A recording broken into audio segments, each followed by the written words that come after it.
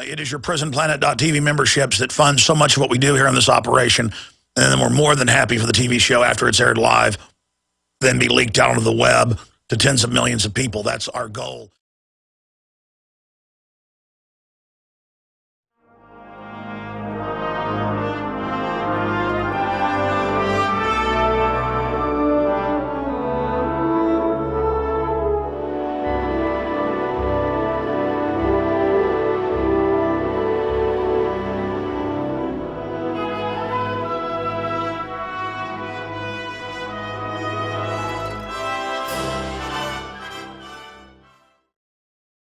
Ladies and gentlemen, we are live on this Tuesday, the 27th day of November 2012 edition.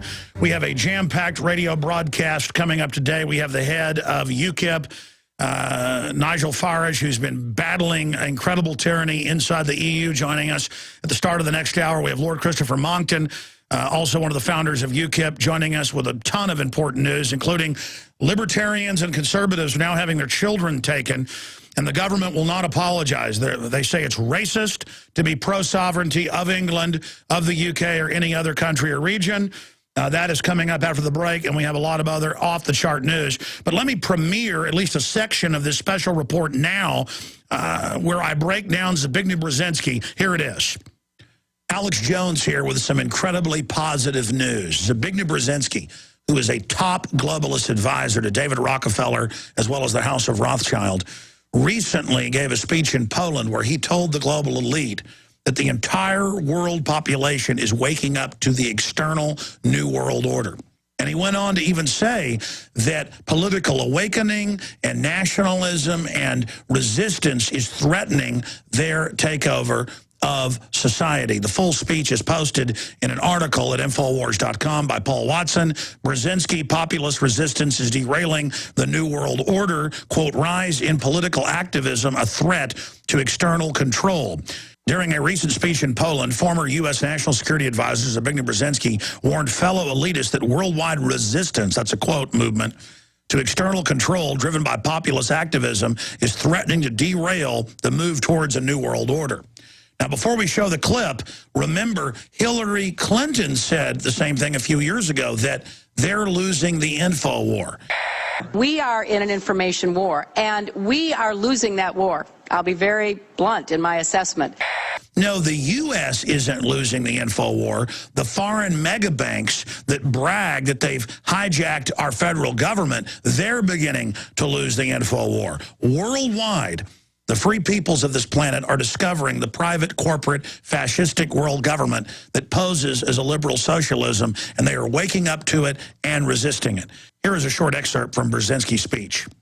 In recent decades, worldwide social change has experienced unprecedented historical acceleration, particularly because instant mass communications, such as radio, television, and the internet, cumulatively have been stimulating a universal awakening of mass political consciousness.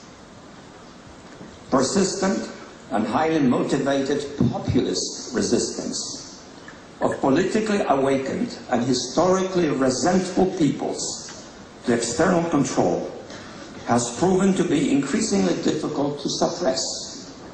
2 years previous, he made similar comments to the Council on Foreign Relations of Canada. That for the first time in all of human history, mankind is politically awakened. That's a total new reality. And no matter where you go, politics is a matter of social engagement, and most people know what is generally going on in the world, and are consciously aware of global iniquities, inequalities, lack of respect, exploitation. Brzezinski's new book that came out earlier this year gets into more detail where he hits the panic button to the elite controllers and tells them they had better wake up and understand humanity is awake and staring. So this is some more positive news. Now, normally I don't just believe something Brzezinski's saying in a speech, but I, from my own research, know that what he's saying is accurate, and many globalist white papers that are not meant for public reading but are available are raising the same alarm. They know that humanity is waking up. All right, ladies and gentlemen, we'll air the rest of this report coming up later. Lord Christopher Monckton. Monday through Friday, we're here 12 noon to 3 p.m. Eastern, blasting out on XM 166, over 140 AM and FM affiliates, WWCR, 100,000-watt worldwide service, and #1 when it comes to talk radio on the free audio streams and podcast at prisonplanet.com and Infowars.com. We are kicking off a 3-hour transmission here. Thank you for joining us.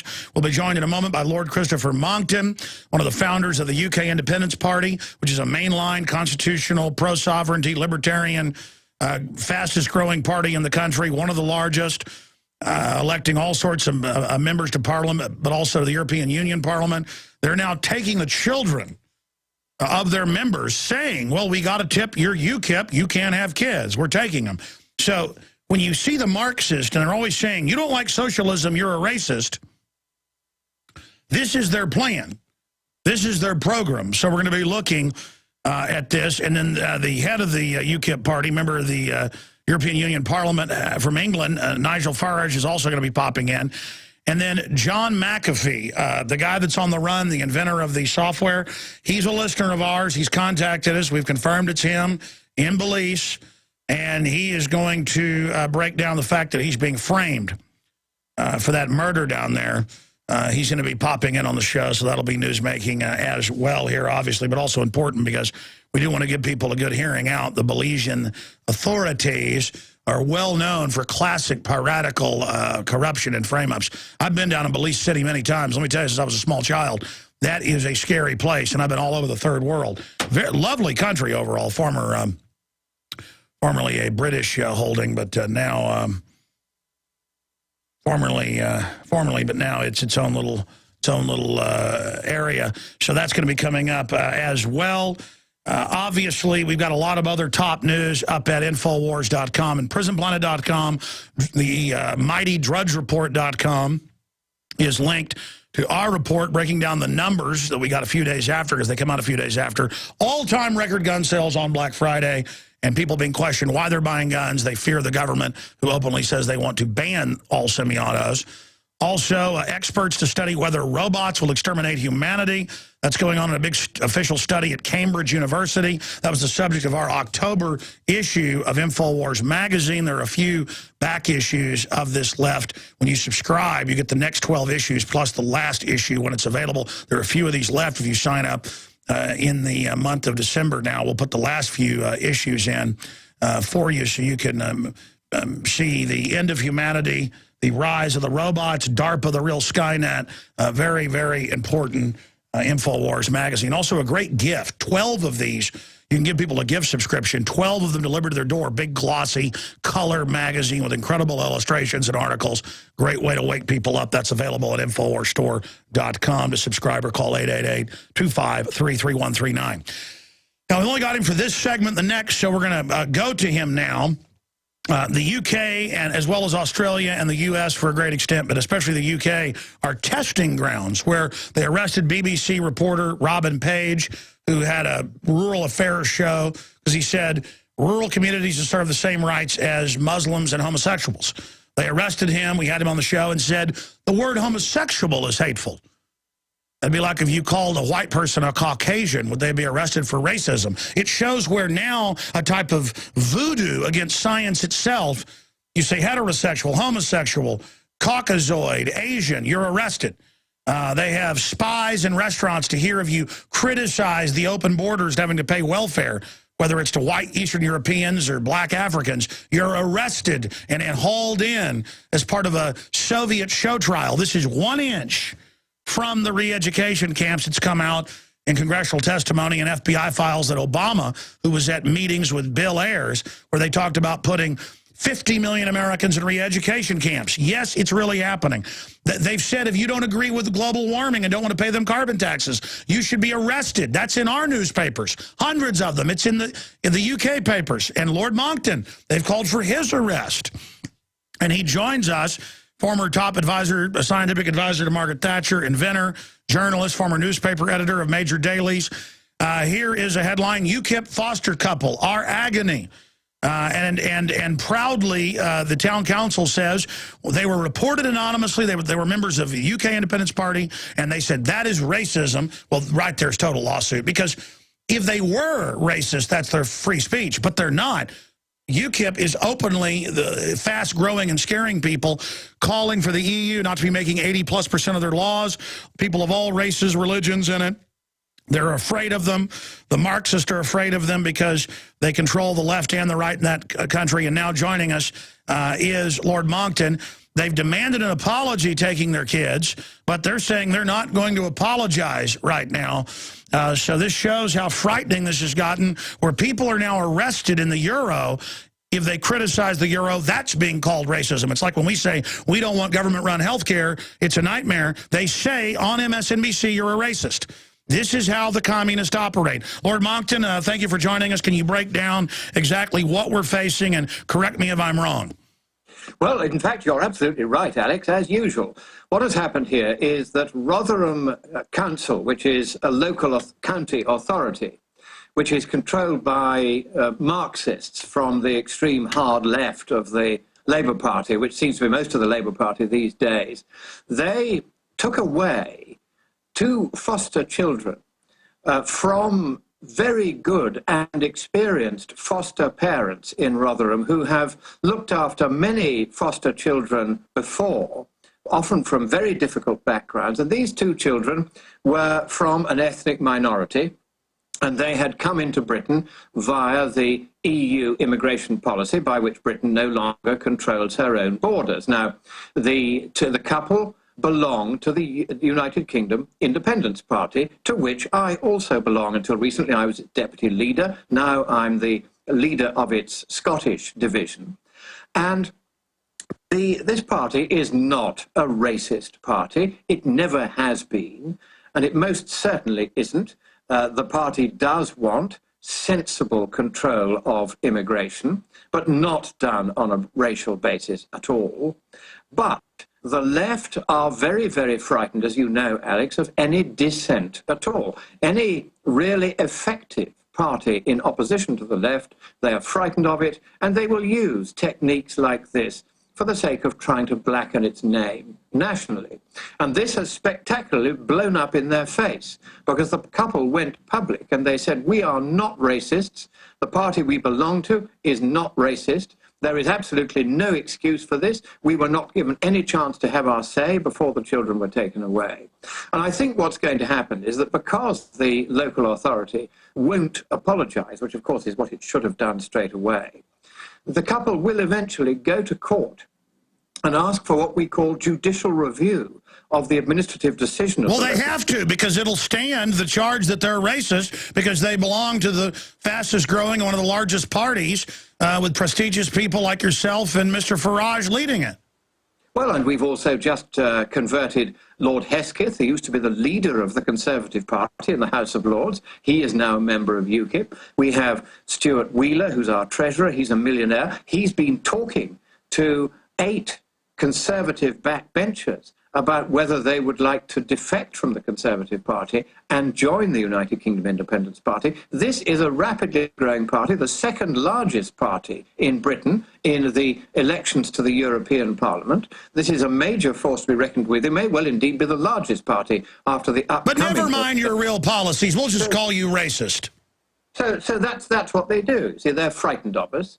They're very, very worried that we're beginning to make inroads not only into the Conservative Party, but also into the Labour Party, because the Labour Party has been always very soft on immigration, on the simple metric that people who come from other countries and live here tend to vote left rather than right. And so the Labour Party wants to let in as many immigrants as it can while pretending to be reasonably tough on immigration. That's the name of the game. And so they don't like UKIP pointing things like this out. Now, in pointing these things out, we are not being racialist. All we're doing is saying that we need to make sure that we have reasonable control of our borders. Well, you're completely overrun. And here's the deal. We bring in 30 million illegals, and they all vote for gun control, basically. They all vote to take our rights. That's the socialist mode. Bring in foreigners who are affiliated with the state and then outvote the original citizens. And now it's getting so bad in Europe and so bad in England and so bad here. People are finally waking up as our economies go bankrupt and as the Treasury goes bankrupt. That's exactly it, because we can no longer afford to allow people from all over the world to come here and go straight on the dole and claim benefits from hard-working, working-class British people who are paying ever larger amounts of taxation, not to support themselves and their families, but to support the families of people from all over the world who, on any view, have absolutely no right to be here and have contributed nothing themselves to our society. Now, it's not racialist to point this out. Even the Conservative Party is now beginning to say this. And the left are becoming frightened. But it came out with Tony Blair. They had a secret deal for a decade with the EU to bring in unlimited illegals, criminals, right. You name it. He kept this quiet, and he didn't let anybody know this was happening. The Conservatives were too lazy to ask. We found out. We broke the story. And, of course, the left hate us for this. They know that now we are effectively replacing the Conservative Party as the opposition because we know the facts, we smoke out what's going on, and we then come out and say so. And they don't like this. So the left are now more frightened of us than they are of the Conservative Party because they can see that the way things are going, the United Kingdom Independence Party is going to replace the Conservative Party as the party of the right in Britain. And we are much more effective operators than they are. I was in a meeting in the House of Commons just a few hours ago with the President of the Czech Republic on the European question. And he was saying, well, you know, we all now need to think about whether the euro has a future, whether the European Union has a future.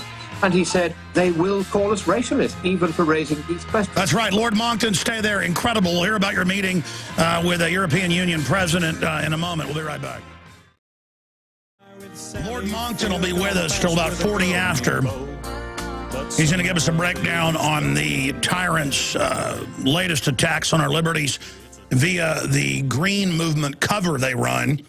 He is probably the world expert geopolitically on what the socialist and Marxist and basically armies of evil control freak dumb are up to. But you need to understand, ladies and gentlemen, I have found bribery going on at the Capitol that made the front page of the paper. And they called me up and asked if I was a racist, and it had nothing to do with race. And I said, why are you asking me this? And they said, we want to just know if you're a racist. And then the guy started giggling on the other end of the phone. They know it's a weapon. Okay? And you need to understand, as Lord Monckton has traveled all over the world, is exposed, the carbon taxes will kill 1 billion people, most of them brown. So Lord Monckton actually goes and feeds people starving in Haiti. And I'm so sick of the eugenicist, population reductionist left calling themselves left. Thomas Jefferson was a liberal.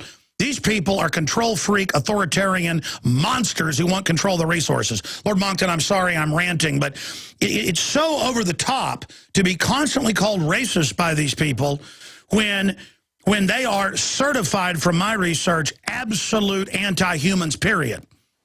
Well, in particular, they are anti-black and brown and yellow humans. People who tend to be poorer than the average are the ones who are going to get hurt first and worst by their environmental policies. There's no doubt about this. I've just been reading the next UN climate report. They come out every 5 years. There's another one coming out next year. And I am now an appointed expert reviewer for that document. And it is full of the same sort of rubbish that's in the previous documents.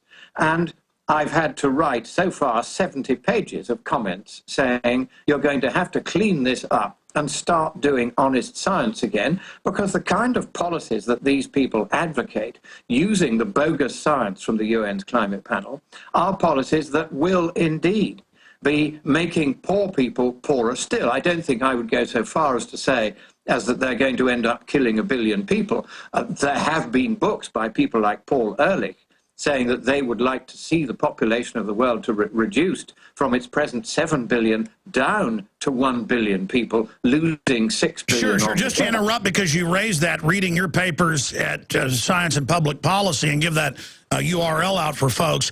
If they implemented the carbon taxes of Copenhagen, there's already 30+ million people starving to death, 50 million, total. If you take associated deaths from malnutrition, there's an additional 20 million on the 30. But I was actually going off some of your research and some other research. I mean, correct me. If they implemented their plans, would it not be 1 billion dead over a decade? If they get away with what they're trying to do, then very large numbers of people in poorer countries will die. It's very difficult to put numbers on it, frankly, because it depends on how much of their extremist nonsense they get away with. And I'm glad to say that gradually more and more scientists are now standing up and saying, look, we can't turn our backs and just be quiet anymore. We're going to take the risk of speaking out, even though we will then be called racist and all sorts of other names, and they will vilify us and go after our reputations. I've had it all thrown at me, Alex. Oh, you say you're a member of the House of Lords, and they say you're not, and you're just a racist. All these childish insults, anything rather than talk about the actual science, which doesn't add up. There's been no global warming now, this is breaking news, for 16 full years. None whatever. And here they are writing yet another UN. And by the way, you were the first to break that down with scientific research. They now admit all that in the news. But going back in the brief time we have in this segment, longer segment coming up, Lord Monckton, yeah. Go back to your meeting with the Czech president there at the House of Lords. Yes, and this was fascinating. It was the House of Commons, actually. This was fascinating because quite a large audience came. And he was saying that the left are gradually pushing their way in, taking everything over. And he said that you now really can't tell the difference between the major policies of the EU and communism. He used the word. He has seen this, and he's finding it increasingly difficult to restrain himself from speaking out about it. He's just got a very good book just come out called Europe, The Shattering of Illusions. Maybe you should get it at the Alex Jones store. It's a very good book. Yes. Very short but very clear. And it explains the process by which the European Union is dismantling democracy in exactly the same way as the environmental movement are doing it. And of course, the European Union is right in there working with the environment. Well, they call themselves a new Soviet. Stay there. Break that down. I'll give you the floor for 10 minutes when we come back. And then I know you've got to go to another important meeting. Lord Christopher Monckton is our guest. And then I'll go through all the geopolitical news, economic, you name it. It's all coming up after Lord Monckton leaves us. Stay with us. We'll be right back. I'm Alex Jones with PrisonPlanet.tv, where we're streaming video of the radio show right now. Coming up, the Democratic Party is now running around saying that guns are terrorist weapons. So now they want to take your guns in the name of the war on terror. The chairman of the U.S. Federal Energy Regulatory Commission has provided aspiring terrorists with an idea. Use a .22 rifle to take out power transformers. And they're now saying we've got to ban guns because terrorists may use them to shoot up power transformers. Just hoping copycats go out and do it. That's coming up. Okay, Lord Monckton, you've got the floor here for the next 10 minutes. Break down the points you're making. This is not hyperbole. The way they've bankrupted Europe with socialism, then their answer is bring in even more foreigners who then threaten to riot if you don't raise taxes again, to then engage in more social engineering. France is over 80% tax for people that actually work. Where is all this headed? Where is Europe going? And as England and the rest of the UK starts to wake up to the fact that you're under this domination and EU bureaucrats are exempt from taxes and the parliament is ceremonial, where does it all end? And what is the latest, Lord Monckton, on their latest strategies to shut the power off in the West and seize control? Well, what they're going to do next is they're already paying 3,000 EU bureaucrats more than the Prime Minister gets, which he gets $250,000 a year. And there are now 3,000 EU bureaucrats who get more money per year than the British Prime Minister, and they don't have to pay tax on it, and he does. So this is becoming a pampered overclass, which is gradually destroying the economies of all the countries that belong to it. There's a big row going on at the moment between Britain, Germany, France on the one hand, and we're on the paying end, if you like, of Europe, and the receiving countries who, as you say, are demanding more money, more social engineering, more feather bedding, and they're saying that we who are relatively prosperous should be paying for this, and the British people no longer want to do that, want out. If we were to leave the European Union, then we would no longer be running an annual deficit. Britain is a prosperous enough country that if we stopped being in the European Union, we'd have no more annual deficit and we could start paying back the national debt.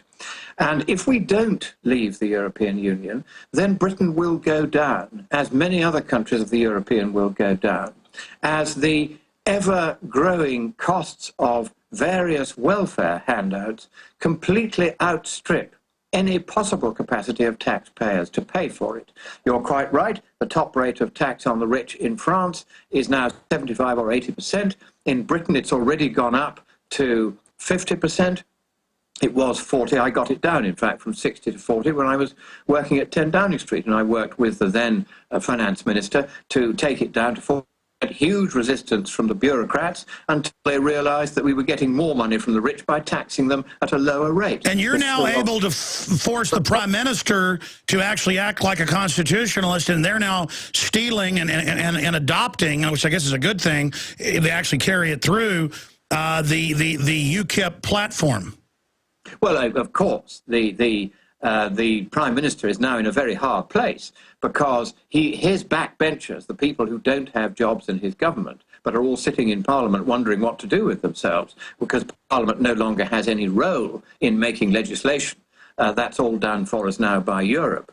It's just a kind of ceremonial body, as you say. So they're beginning to become quite fractious, and they have realized that while UKIP remains a growing force in British politics, and a very rapidly growing force, then never again can the Conservatives win an overall majority in Parliament. And if they can't win an overall majority, they can't govern on their own. And by the way, you are the model. What UKIP has done, if we could get a real constitutional, libertarian, real conservative, pro-liberty type group in the Republicans, we could reverse things as well. But this is the globalist model. Your Tea Party is doing a very good job in that general direction. You now have many Tea Party candidates in the Republican Party, but they haven't yet penetrated right to the top. And there was the problem. For the second time running, the Republicans chose the one candidate who arguably didn't have the slightest chance of ever beating Obama. When I first heard they'd picked Romney instead of, say, Herman Cain, who would have beaten Obama into a cocked hat, I knew then that they were going to lose. And sure enough, they have. And you can say that maybe Obama fiddled the vote in various places, and the Democrats do this much more ruthlessly on a larger scale than the Republicans do. But the fact is that Obama won it because the Republicans don't have the fight. That's right. Herman Cain or anybody who had fight would have destroyed Obama. Mitt Romney tried to become Obama, and now their argument is, oh, we need to become more socialist. That's why conservatives didn't win. An absolute manipulation. Well, this is the trouble. And of course, if you want to beat Obama, then do the one thing where he's really vulnerable, and that is take him to court because he has put up on the White House website a birth certificate that's manifestly bogus. I was approached by lawyers in the United States last week and asked to produce an affidavit looking at the evidence that the sheriff had assembled and working out what were the mathematical chances that that document was genuine if their evidence was correct. And the answer is that there was a chance that it was genuine. It was 1 in about 75 sextillion that it was genuine. And the rest of the time, it was very, very clear this is a bogus document. But will the Republicans lift a finger to do anything about this? No, they won't. They're terrified of the left, which on issues which really matter to it, like keeping Obama in power, they will do anything to destroy and discredit the reputation of anyone who did raise that matter. And the right in America have become frightened of this. They're terrified for their reputation. They won't speak out against Obama, and that's how he's got away with it. And the answer is you do have to fight. when you have somebody who possibly was born somewhere else, but certainly has an alien outlook on the future of America, and he's there in the White House, it's no good sitting back and letting him dismantle your country. The Republican Party has got to learn to fight on ground where it's going to win. And by the way, going back to U.K.I.P being really the model over here, and some of the things Ron Paul's done, and Campaign for Liberty being the model, you guys, for what, over a decade, have been hammering that the EU makes most of your laws when no one was listening. Now, and I'm not just saying this, I read British newspapers every day, and UK papers, and EU papers. You're now setting the agenda in spades, in triplicate, even though most of the time they don't give you credit. That doesn't matter. The real value is you're beginning to set the agenda. People in the UK are realizing there is an authoritarian takeover. People in the European nations who are being told to give up whatever sovereignty you had left to the bureaucrats, they're waking up. Just like if we expose globalists have hijacked us, and that global corporate interests have hijacked us, and that mega banks brag that they've hijacked us, and that Obama has told Congress that NATO and the UN is over our military, if we simply expose what they've arrogantly bragged about, their arrogance will bring them down if we just do what Ron Paul did in his farewell address. Expose that it is a global government run by criminal bureaucrats and their financial backers like George Soros. Lord Monckton, isn't it time to just embrace reality as you've done and admit what we're under? I think what you have to do is to say, we will not let democracy die. We will not allow the vision of your founding fathers to disappear.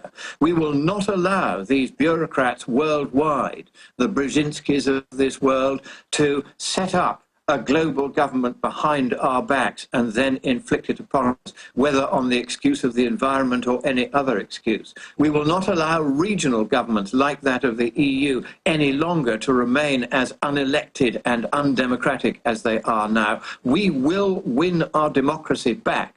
And those on the left who don't like it, get this. We are not going to allow you to prevail. We, the people, still believe in ourselves. And for as long as we believe in ourselves, whatever you try to do, whatever bureaucratic structure you try to create, you will not prevail. We will prevail whether you like it or not. Well said, Lord Monckton. I want to give your website out. It's on screen for prisonplanet.tv viewers. Scienceandpublicpolicy.org.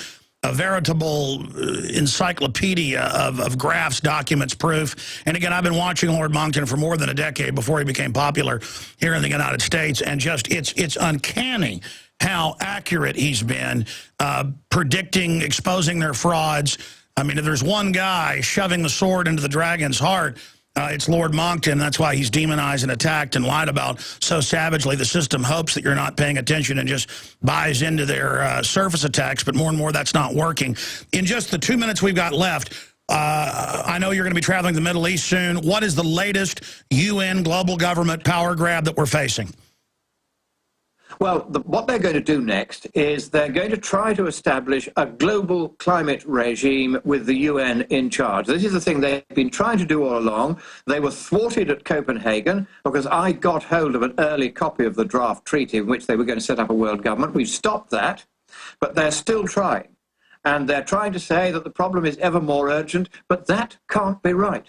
Because since the second assessment report of the UN in 1995, there's been virtually no global warming since then. It stopped. Doesn't mean it stopped forever. I would expect to see it resume next year, actually, but only at a very slow rate. A rate so slow that we don't have to worry about it. And so what we'll be doing in Qatar at the 18th of these annual climate conferences, where the UN little by little is trying to build itself a new power base around the environmental movement, we will be there to stop them.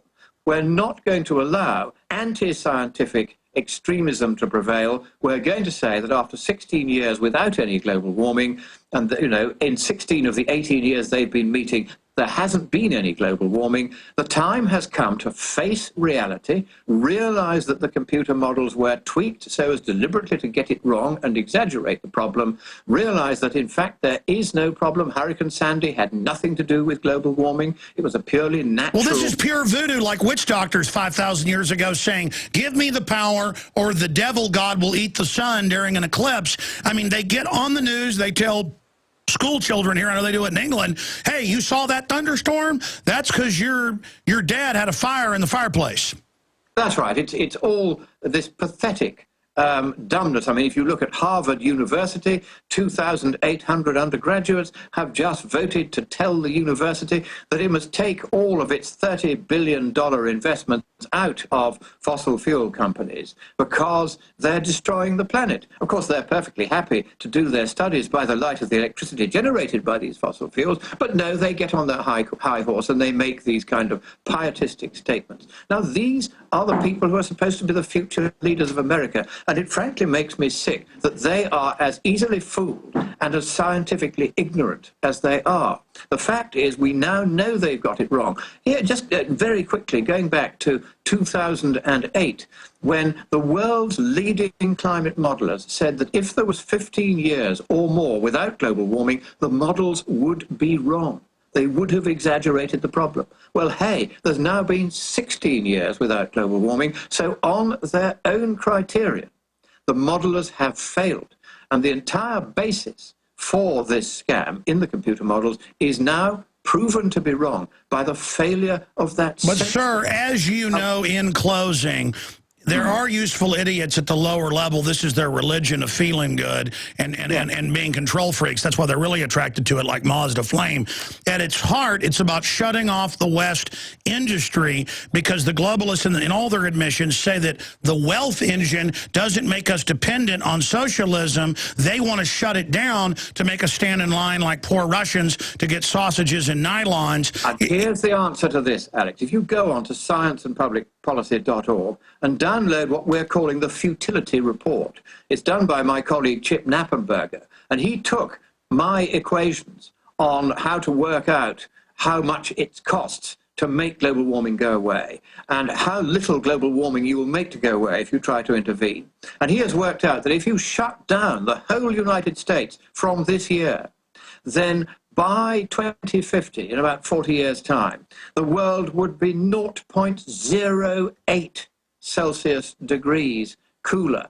That is a 1/12 of a Celsius degree, a 1/6 of a Fahrenheit degree cooler than it is today. And if you kept on not having a United States for 100 years until 2100, then the world would be 1/3 of a Fahrenheit degree. But then the final key, as you know, General Electric and others, they are exempt from having their coal power plant shut down. So it's a purely cold-blooded mafia operation to shut down their competition, and then they can have artificial scarcity and make you buy from them for 3 or 4 times what it previously was.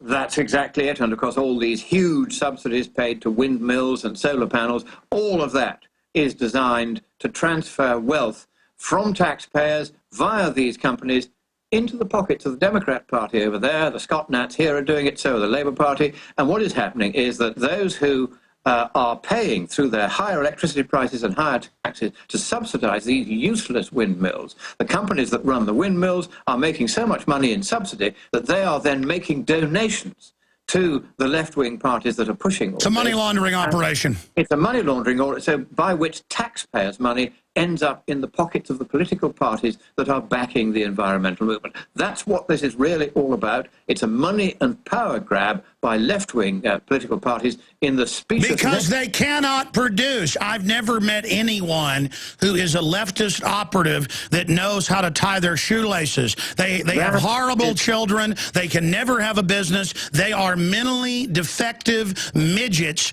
who want to run our lives. That is exactly the problem we now face. These are people who, they are intellectual pygmies. They've never run so much as a bath for themselves in their lives. The second footman does that for them. These are useless people. They're useless appendages on society who have managed to get themselves into positions of power, and they are intent, and let's get this clear, intent upon shutting down the West, if they can, without a shot being fired, by fooling the political and bureaucratic class into thinking that we have a problem that we don't have, and which, even if we had this problem, Alex, of global warming, it would still be at least 10 times cheaper to do nothing about it today and to pay to adapt to any global warming and its consequences. But again, it's about them casting themselves as saviors of the world, and then they can decide who can have a business, who can live 220-square-foot homes where they charge you giant property taxes on them. Incredible. Lord Monckton, thank you for all the time, and we'll talk to you hopefully when you're at the next UN conference. Absolutely. Well, I'll be there in just a few days' time. I'm going to Lithuania first to speak to the Free Market Institute there about the future of Europe. From there, straight to Qatar. So in a few days' time, get in touch. We'll do another interview straight from the horse's mouth, as always. So God bless you, Alex, and God bless America. Thank you, guys. Set it up now, then, since we've got him online. Thank you. There goes Lord Monckton. I'm going to skip this network break because this information is too important. We're going to get him on next week from the latest UN conference, and I've got New American Magazine posted at prisonplanet.com. Alex Newman, another excellent article, and it's got links to the UN announcement. They want global carbon taxes now, and Obama is announcing that he's going to have all these speeches saying we can get the welfare paid and have the bailouts if we have a carbon tax and a VAT. And they will shut our economy down. That is their goal. These people are not idiots. They are criminals. And they want to run your life. They relish it. A powerful person doesn't want to run your life, would be embarrassed. Powerful people just want to go be alone. Powerful people are reclusive. Really powerful people are artists and just want to be left alone. Scum want to sit around like a bunch of peacocks and run our lives. And I'm sick of them. And I want the scum out of my life, and I know you want them out of your life. Now, I aired part of this right at the first of the show, but I want to air this now because this is a very special report that we're premiering here on the radio. If you're a prisonplanet.tv viewer, we're going to archive it there as well. But I break down Zbigniew Brzezinski panicking that humanity is awakening. That's why they're trying to rush the authoritarian takeover now, because they know their window's closing. But that doesn't mean we're going to win this thing if you don't get angry and get motivated. You have got to understand, folks, that it's not work to fight tyranny. It is an absolute directive. We didn't ask for this fight. We're not looking for it. But we are not going to sit here while a bunch of cross-eyed New World Order trash runs our lives. It's time to call them out. It's time to stop being cowed by them. It's time to stop having this Western hospitality where we're all supposed to be gentlemanly and bend over to these people. It's over. It's over. It's over. Say it's over. Own it.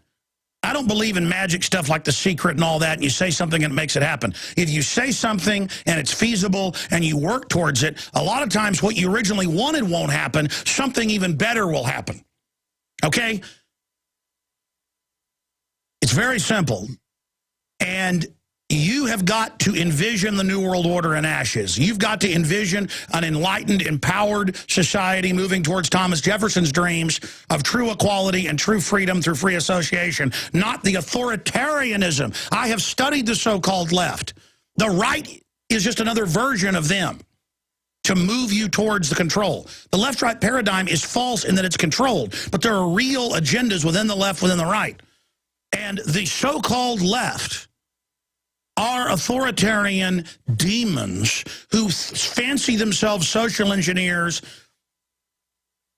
anthropologists, sociologists, psychologists who think you're a dumb animal and who think they're programming you. These are grasping nothings. These are people not meant to be in charge.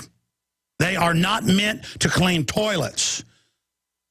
They are sophistic, fake intellectual garbage who hates beauty and who hates strength and who hates wealth.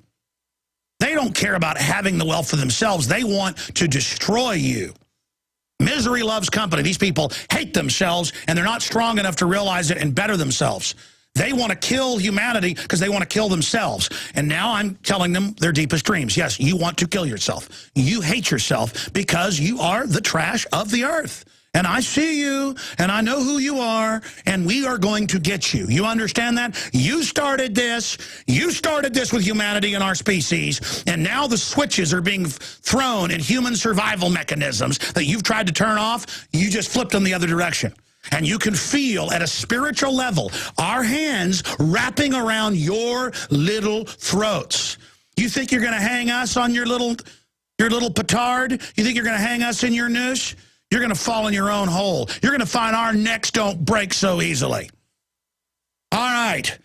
Let's go ahead and go to this breakdown. Here's Zbigniew Brzezinski panicking. Stay with us. Alex Jones here with some incredibly positive news. Zbigniew Brzezinski, who is a top globalist advisor to David Rockefeller as well as the House of Rothschild, recently gave a speech in Poland where he told the global elite that the entire world population is waking up to the external New World Order. And he went on to even say that political awakening and nationalism and resistance is threatening their takeover of society. The full speech is posted in an article at Infowars.com by Paul Watson. Brzezinski, populist resistance is derailing the New World Order. Quote, rise in political activism, a threat to external control.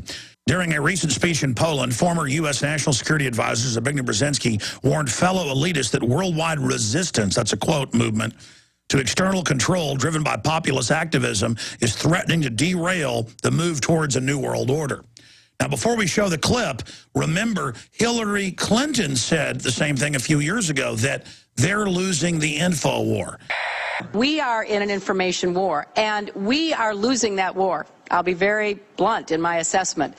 No, the U.S. isn't losing the info war. The foreign mega banks that brag that they've hijacked our federal government, they're beginning to lose the info war. Worldwide, the free peoples of this planet are discovering the private, corporate, fascistic world government that poses as a liberal socialism, and they are waking up to it and resisting it. Here is a short excerpt from Brzezinski's speech. In recent decades, worldwide social change has experienced unprecedented historical acceleration, particularly because instant mass communications, such as radio, television, and the internet, cumulatively have been stimulating a universal awakening of mass political consciousness. Persistent and highly motivated populist resistance of politically awakened and historically resentful peoples to external control has proven to be increasingly difficult to suppress. 2 years previous, he made similar comments to the Council on Foreign Relations of Canada. That for the first time in all of human history,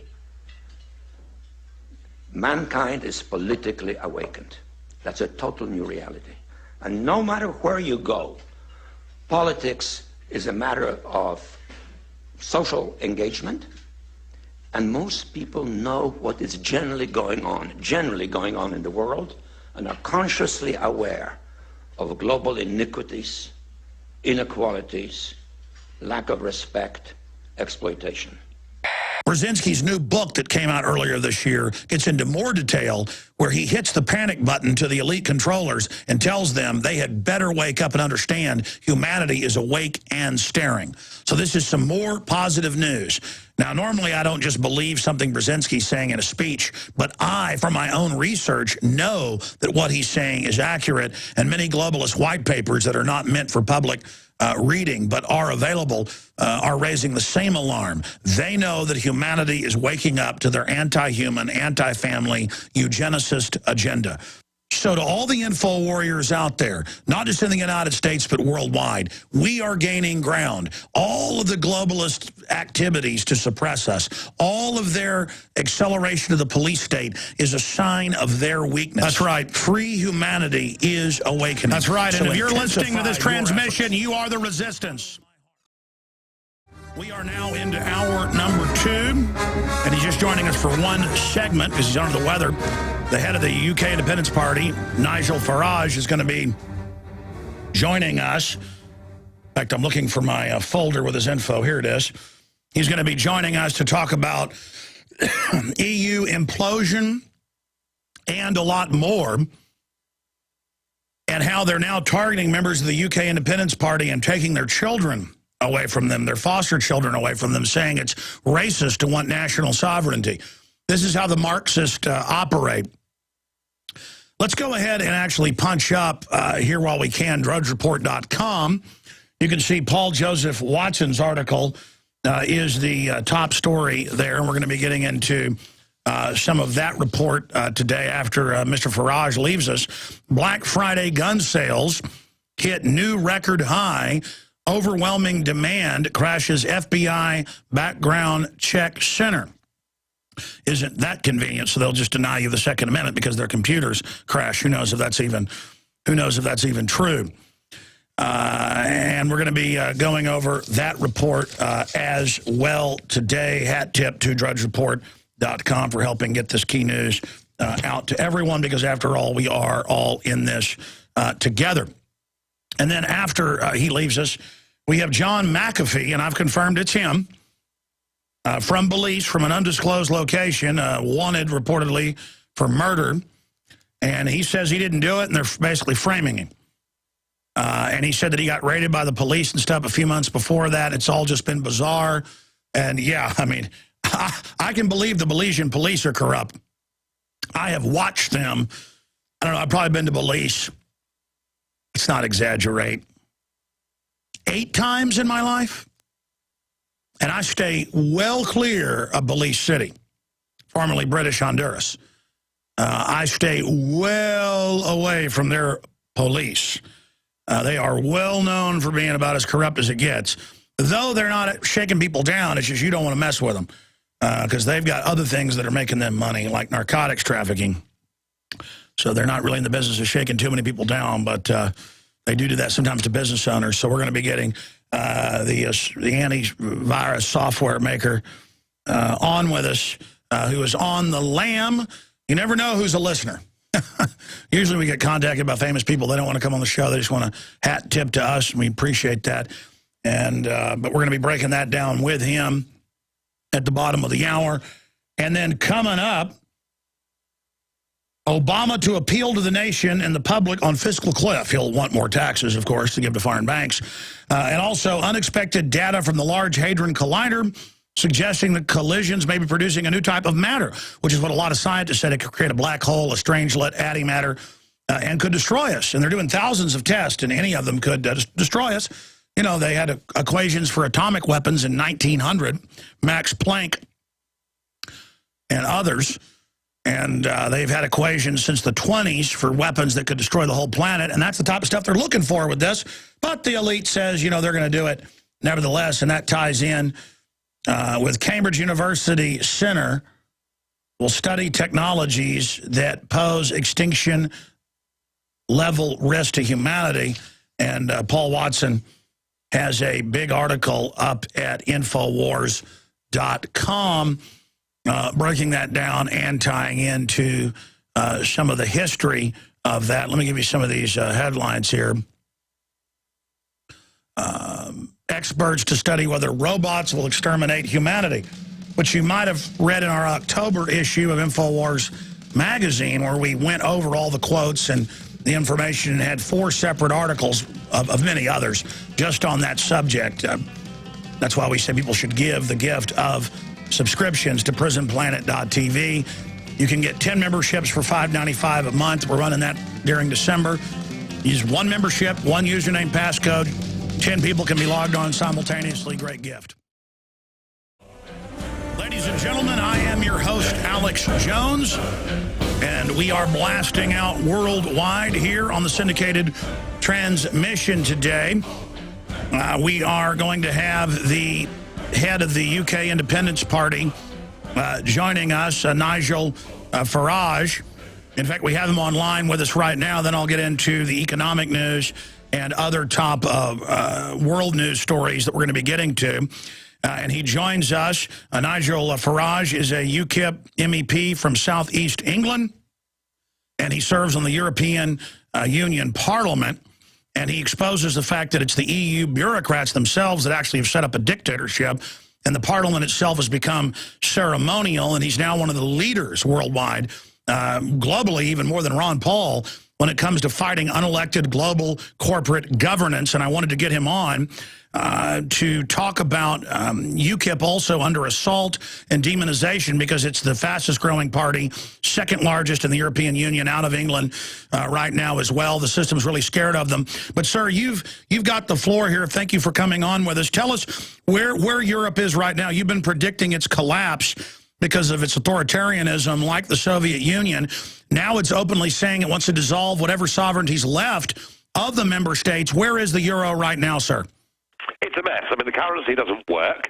And again today, we've had another negotiation for yet another set of tens of billions to be sent to the Greeks. Not, of course, that money actually helps the Greek people. It gets recycled through the Greek government straight back to French and German banks.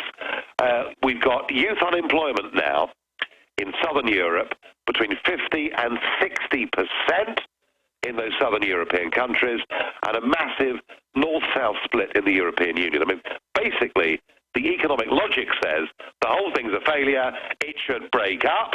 But on the other hand, what we have is the political will of the project, and they have an iron grip at the moment over these ancient democracies, I'm afraid, and they are determined to keep the Euro project going, and their new plan is to strip out any remaining sovereignty that existed in those countries and vest it with unelected people based at the centre. It is a recipe for revolution, because people simply will not put up with declining living standards being imposed upon them by bureaucrats that they can't vote for and they can't remove. And you've been in the parliament since 1999 exposing this as a very quiet voice, one of the founders of UKIP. Now, I mean, I see the news reports out of the UK. Your party is exploding. We're going to get to some of the socialist demonization and Marxist demonization of your party that doesn't want 80+% of your laws made by unelected bureaucrats in the euro. But expanding on this, you just hit the key here, Mr. Farage, joining us from England, folks, that they take the money, give it to Greece, and recycle it back to the technocratic bankers who are now appointing their own people over Italy, over Greece. I mean, you're one of the leading experts and resistors to this. Can you tell Americans and people in North America, but also our listeners in Europe and England, exactly what we're facing with this Euro tyranny and what they plan to do if they're not defeated? Well, I mean, the fact is that the banking system and politics became hand in glove, one and the same thing. And that's been a complete disaster. And the amazing thing is, I mean, we have had elected prime ministers in Greece and Italy removed by the bully boy bureaucrats and replaced by former Goldman Sachs employees. I mean, you honestly cannot believe what is going on. And their plan is to make this whole thing even worse, is to make elections in countries total irrelevancies, to build for themselves, you know, big new palaces in Brussels, Luxembourg and Strasbourg, and so that they can be the masters. And they think, in their own sort of Walter Mitty way, that somehow they are going to become the world's global superpower. Well, they're living in dreamland, because the internal contradictions of the whole thing simply don't work. And while they're doing that, they're not just taking away democratic freedoms, they're also stripping out liberty by putting in place a system where they can monitor the internet, where they can monitor phone calls. I mean, we are heading in Europe for the Orwellian nightmare. And that isn't just rhetoric. I mean, I see the reports constantly where they're getting rid of free speech in the continent. They're trying to get rid of free speech in the UK. They are demonizing people that are just for mild national sovereignty. For U.S. listeners, I would liken you guys to kind of constitutionalist, Ron Paul-esque. You were a successful businessman and worked in the markets, I know, in your own right. You come from the real world, and then we all watch and post at Infowars.com the amazing debates you have, and when you get up there and excoriate the unelected bureaucrats and they laugh at you or try to censor you, and then everything you talk about comes true. So tell us what's coming next, looking into your very accurate crystal ball. what's coming next is that despite the problems that Southern Europe has, they lack leadership to get themselves out of the crisis. We will have, within the next 2 years, under a series of proposals that come from the unelected European Commission, but supported by the current German government, a new form of banking union, economic union, fiscal union, political union, and the whole thing completely unaccountable to the electors in any member state. And I honestly believe that those southern European countries, trapped inside a currency that doesn't suit them, desperately in need of getting a devaluation and also getting back their democracy, because, of course, that acts as a safety valve. And I see the European monster getting worse over the next 2 or 3 years, and I see the suffering of people in the Mediterranean reaching a real crisis point. And I think the danger that Southern Europe faces is there could be a spark, and that spark could lead to something akin to violent revolution. And I think, frankly, the whip hand is now so firmly with the bureaucrats. You know, they hold all the cards, that possibly violence is the only way out of this. Wow, unprecedented. And I know you've spoken about this, but I've read and confirmed it. Eastern Europe being brought in to the euro, many of the communists, not just socialist, operatives and apparatus controllers have now found a second unbelievable life in the bureaucracy and are recreating the Soviet Union. Oh, very much so. I mean, the European Commission in Brussels is stuffed with people who, before the Berlin Wall came down, prospered under the old communist system. We've had commissioners, 6 commissioners here, who were actually members of the Soviet Communist Party, members of that system that murdered 40 million of its own people, that led those countries to absolute misery and ruin, and they've now reinvented themselves. And frankly, what we've got now in Europe, and certainly governed from Brussels, is an updated form of centralized demand management economy. This is the new communism. Of that I have no doubt. And when I say that in the Parliament, when I say that when I meet them, they look very uncomfortable because they know that I'm right. What about this new EU symbol I've seen on posters hanging up at government buildings that has hammers and sickles on it? No, we haven't really reached that stage yet. What they're trying to do is to impose their flag. You know, the flag that the Ryder Cup team had. Sorry to sort of put a sore point on America, but the Ryder Cup team even had that flag, the blue flag with the 12 stars. That's the symbol that really matters to them. And they think that we in Europe are going to swear allegiance to that flag. Well, we're not. We're too different. We're too diverse. We speak different languages. We have different histories and cultures. And the attempt to impose a false nationality upon us is going to lead to ruin. Sure. Obviously, it's all over the UK papers. U.K.I.P. foster couple agony, children taken. Council tells them they're racist because they're part of U.K.I.P. I mean, this is incredible slander, libel, defamation. It is. What happened is truly astonishing. A couple in their late 50s who have been fostering for the last 7 years and apparently doing it very well, are both members of U.K.I.P, activists in U.K.I.P, and they currently had in their charge 3 young kids from very difficult backgrounds who happen to come from an Eastern European origin. And they were doing well with these kids. You know, by all accounts, they were doing very well with these kids. These kids were learning English. These kids were getting on. And there was the knock at the door. And the knock at the door from the council official said, "We have been tipped off that you're members of U.K.I.P." It's as if it's sort of Eastern Germany, isn't it? You know, and we believe your party to be racist, and therefore it is inconsistent and wrong for you to have these children. And so these 3 kids were taken away from this couple that were giving them love, affection, helping them to get on to the real world. They've been placed elsewhere. They've been split up, which makes it even worse. And these 2 decent people, just because they support a party that says we should not be part of this European monster, and that whilst we have no prejudice against anybody from anybody in the world, we ought to have a degree of immigration controls about who comes into Britain.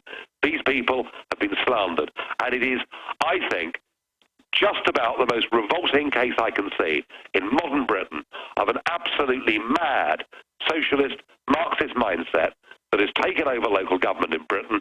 But there is one piece of good news about it, and that is that the whole country is absolutely revolted by what has happened. And they won't apologize. Let me talk to you here in the break and see if you can do 5 more minutes to finish this. If not, we'll say bye here in a moment. But thank you. We're going to break. Folks, I've been following this. We've got it all linked up at prisonplanet.com and Infowars.com.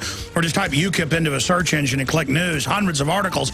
The town council admits they took the kids because they're members of UKIP, one of the biggest parties.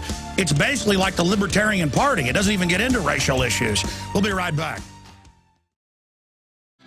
If you follow international politics that affect us here in North America, because it's all intertwined by the same bureaucrats, the same mega banks that brag they've conquered Europe and the U.S. I mean, there's headlines where they brag they took us over by fraud, by derivatives. You'll know that Nigel Farage, a member of the European Union Parliament hailing from England, from the UK, is our champion over there. I mean, he's the Ron Paul in Europe. And we're just so honored to have him here with us in this short final segment. And another guest is joining us. And, of course, it was 2 years ago that he survived an incredible plane crash. Well, back on May 6, 2010, we'll actually put that news article up on screen for people. Just unbelievable photos of the plane upside down with him and the pilot. And then he actually walked out of it. Just absolutely brutal photos that we'll scroll through there for people. But you've got the floor, sir, and the time we've got left here, finishing up with this family and this new attempt to demonize that you're not putting a good face on it. It has absolutely backfired in every newspaper I've seen. Oh, without a doubt. I mean, everybody, even the left-wing press, are saying this has gone too far, this is disgusting. The trouble is, whilst there is a wall of support for what we've had to say and for this, the council in Yorkshire who did this have announced there'll be an inquiry. Now, on the face of it, that sounds good, but really, this is just kicking the can down the road. I want an apology for these parents. I want those kids to be brought back together and returned. I want these people pardoned, and I want heads to roll. And it just shows you how government works in the Western world now. The woman who made the decision to take those kids away, working for a local council in a small English provincial town, is paid a salary of £130,000 a year. That's $200,000 a year. This woman gets paid to look after kids in Rotherham, and I want her to be sacked. I want her head to roll. And if we don't get the right redress from all of this, then I will, on behalf of this couple, take legal action, because people like this just must not be allowed to be bullied by the state. This case sums up just what goes wrong. We're very, very close now to having a thought police in our country, and I'm going to fight it with all my might. It's Joyce Thacker, Director of Children's Services for Rotherham Council. And again, this isn't you saying they took the kids because they were constitutional, you know, pro-UK sovereignty, sanity, just mainline, good libertarian folks. But, I mean, if they took these from bad people who, you know, were white supremacists or black supremacists, still you don't take their kids. Now we've gotten to the point where they're proud of it and are saying that this is the way it is. This is the thought police. Yeah, it is. I mean, it really is. I mean, this is the Orwellian nightmare come true. I think, this case illustrates just how bad, just how rotten things have become. But listen, I'm going to do my best to make sure Joyce Thacker loses that big salary she gets for not looking after kids in Rotherham. And I want this decent couple, you know, really good people who society needs, and I want them pardoned, back on the foster register. And I think also they probably deserve a bit of compensation for what they've been through. But again, they intend to stick to their guns, saying that one of the biggest parties in the UK is evil. I mean, it's clear that if these people have their way, I mean, I see them all the time calling in the UK for the arrest of people that don't believe in man-made global warming, who don't want to pay Al Gore money. Yeah, well, I mean, there is a huge ideological war, isn't there, that's going on here between those of us that believe in free speech and liberty and the right that we can agree and disagree on things, and this new horrible, bureaucratic, monstrous state that is gone beyond the democratic process. And, I mean, in a sense, this case in Rotherham is just a little small example of my bigger battle against the whole European monster. It's about, frankly, I believe, Alex, it is about the battle between good and evil.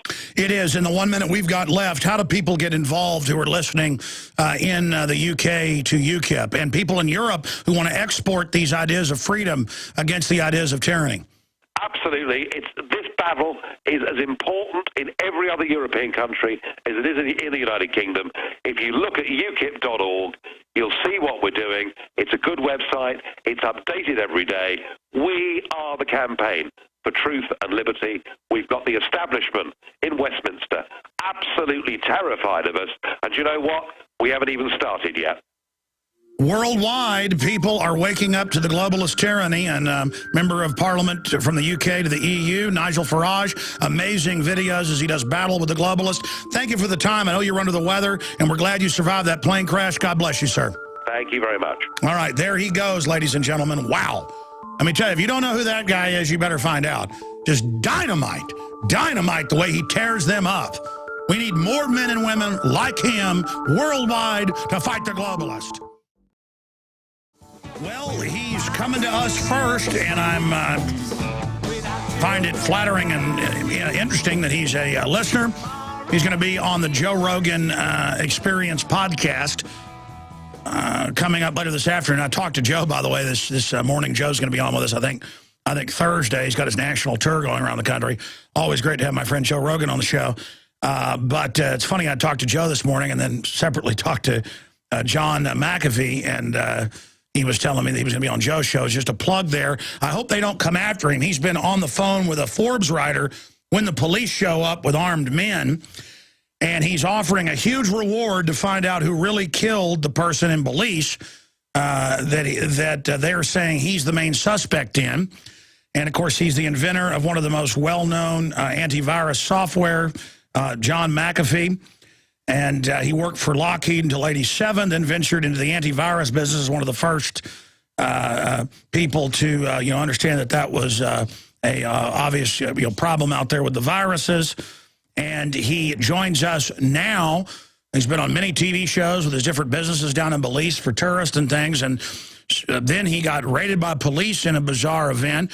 And then now they're saying down there in the piratical area of former British Honduras, what is Belize, beautiful area, I've been there many times, that he's the murder suspect. Now, most of you probably already know that. John McAfee, from tech pioneer to murder suspect, is one of the headlines. McAfee on the run, murder and mayhem, but few taxes in Belize. That's Forbes. The continuing story of John McAfee is told by John McAfee. So he is speaking out.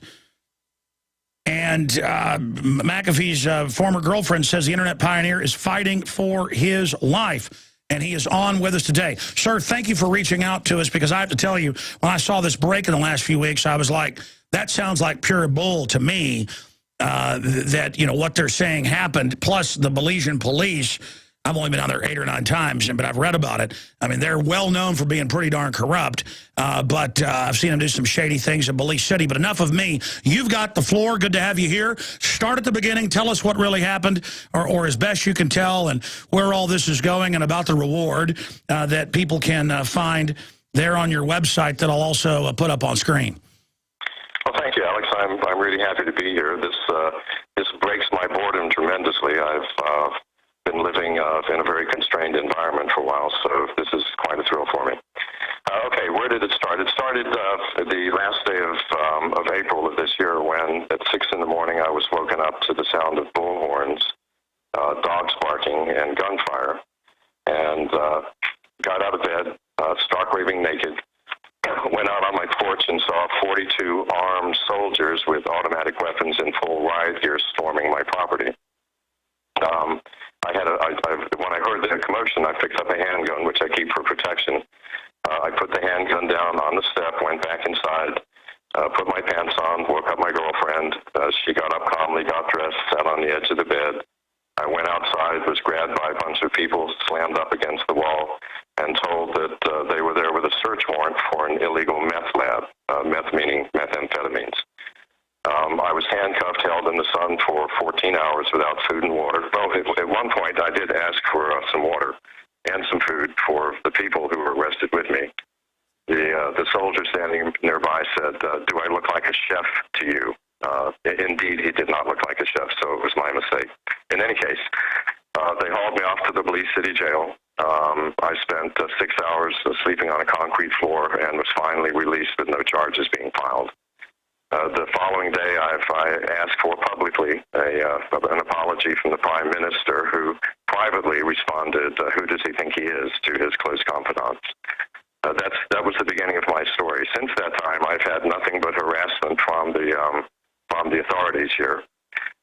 They've attempted to charge me with a variety of charges. The very first was running an antibiotics laboratory without a license. That didn't go very far because what I was working on was actually a topical antiseptic, not an antibiotic, which we take systemically. And by the way, before this interview, I did some more research on you. They've had national TV shows here in the U.S. about the little laboratory you've got that's discovering things in the rainforest and patenting plant derivatives and things. So you're an entrepreneur down there, well respected, because I did a lot of research before we did this interview, and it really does look like they're targeting you. Why do you think they began to come after you? I have not played by the rules. The rules in Belize are if you're a rich foreigner, you have to pay your dues, and you pay them to the higher-ups in the government, the high officials. I've donated about $7 million worth of gear to every aspect of the Belizean economy, the Belizean police force, to schools, to charity organizations, you name it.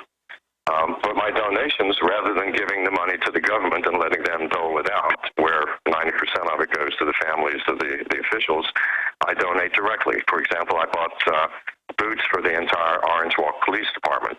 I got their sizes first, bought them, and requested an inventory of who they went to. Now, there's no way for the government to skim anything from that. I built a police station for the village of Carmelita, a very nice police station. So there you go. I mean, you're a successful...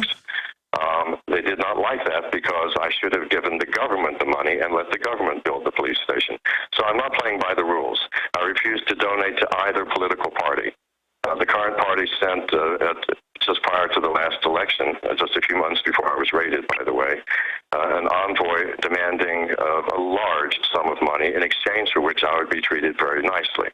I ordered them off of my property. That was a serious mistake, foolishness. You can attribute it to my advancing age. But that was the beginning of my trouble.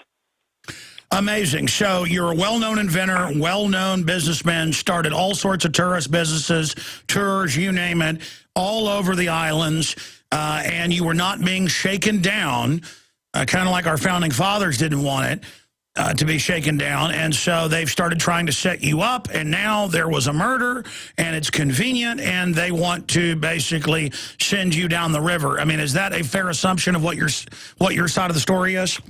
I would say it's exactly my side of the story, and basically they're opportunists.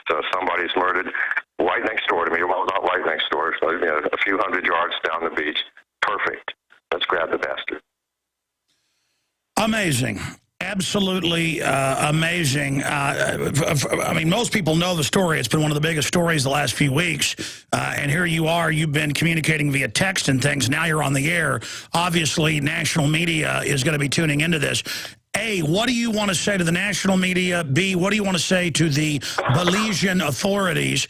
If you can call the CD operators that, what would you like to say to them as well? And then where do you want to see all this go? Okay, well, first of all, what I'd like to say to the national media is, number one, I'd like to make an apology to Jeff Wise, the intrepid reporter who has been bulldogging my ass for 2.5 years now for unknown reasons.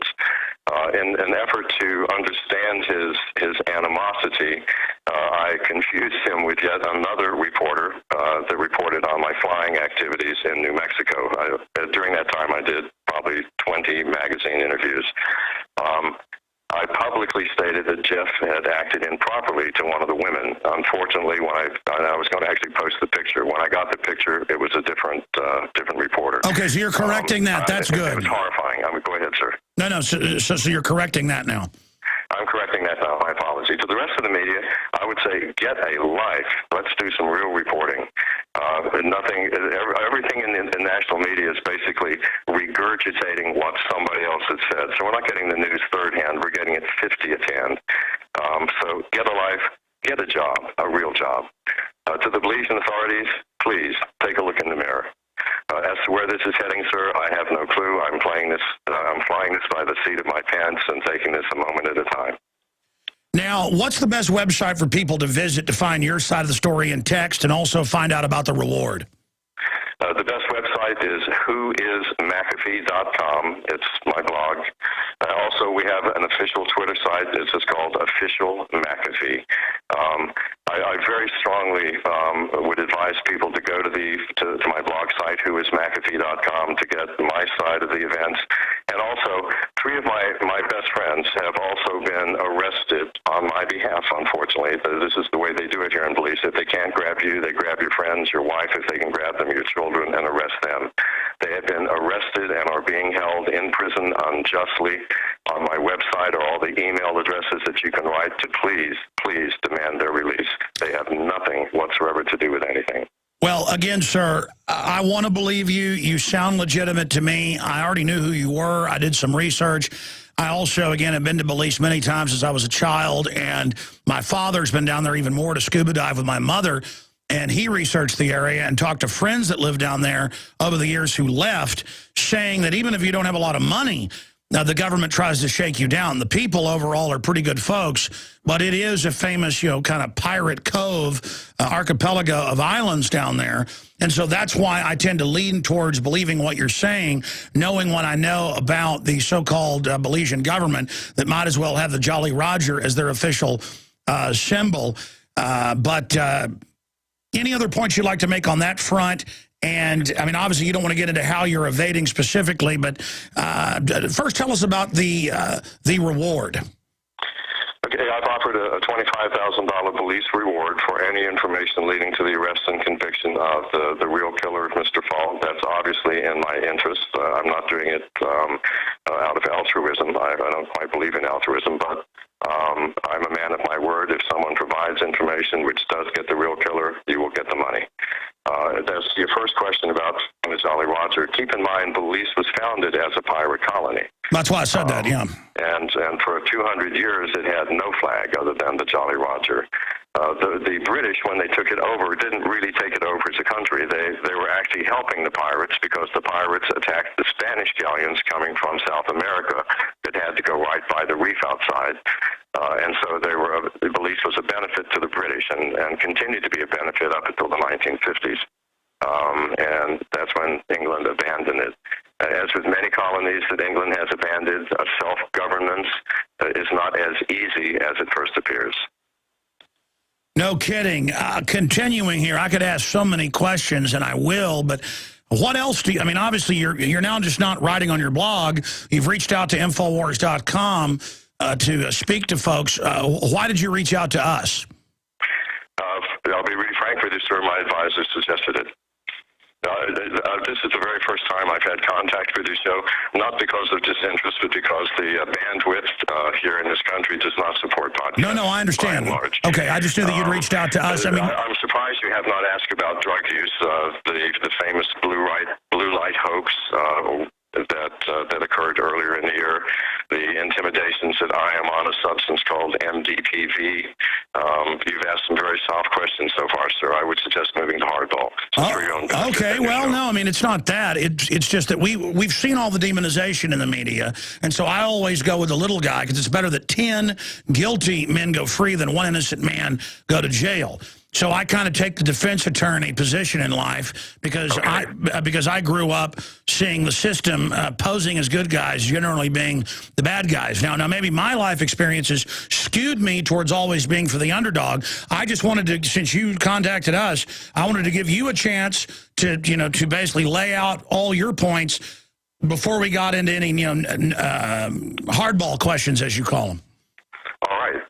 I think my points have been laid out, and I have appreciated that opportunity, sir. So, well, okay, let's get into this standard. Let's get into standard media questions then. Where are you right now? How are you hiding now? How dare you kill that man? I mean, if you want those type of questions, you know you did it, McAfee. Just turn yourself in; it'll go easier on you. Come out with your hands up. Sure. No, seriously.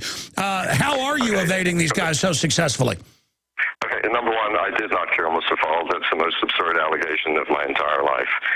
Number two, I really cannot say anything about where I am, how I've evaded detection, what I look like, or anything else. I apologize for being evasive, but by saying something on a show of your size, I know for a fact the Belizean authorities are listening as we speak. So please forgive me for my... Oh, no. And listen, I was playing devil's advocate. I mean, obviously, you are a innocent man until proven guilty, and I don't think you would do this. I don't think you go down the beach and kill somebody, when you have so much to lose. And I don't trust the Belizean authorities. But obviously people are wondering, well, you told me off air, you just said somebody of, quote, your age who's been around certainly knows how to hide out. And I guess your point is, that you're streetwise. I am streetwise. The first half of my life was spent sort of on the streets. So I've 33 or 34 years ago, my life changed radically, hopefully for the better. When I stopped using drugs, I stopped drinking alcohol. I have not had a sip of wine, beer, or anything else in over 30 years. Neither have I taken drugs in that period of time. I will be honest, I have started smoking cigarettes again, which some people call a drug, and I will fess up to that. Why do you think they're claiming in the media? Yes, sir. Sure. And I also drink coffee, which contains caffeine, which if you have 4 or 5 espressos is a pretty speedy hit. But beyond that, that's the extent of my drug use. What would you like to see, best case scenario, them start a real investigation instead of just saying you did it? Well, I would love a real investigation. However, it's not in the government's interest. If the real murderer is found, then suddenly this whole opportunity to remove McAfee as a major thorn in the government side simply disappears. Now, again, you've had national media in your lab. I've seen the newscast. You're very proud of what you developed. You've told the press that you believe it's when you came up with this tropical antiseptic that they wanted, or a topical antiseptic that they came after you. Well, at that point, obviously, had I continued and been successful, it would have been, a multi-billion-dollar company, and the government would want their dues. However, it became also clear that I am not a game player, not by the game that's played here, and that just pissed everybody off. It's just not the way the system works. The government allows you to do something, and in exchange, you have to pay up. I don't mind doing that if you want to do it in the form of taxes and tax everyone. I don't care how unjustly or how skewed it may be. But for someone to come and say, here, give me $5 million, that doesn't cut it.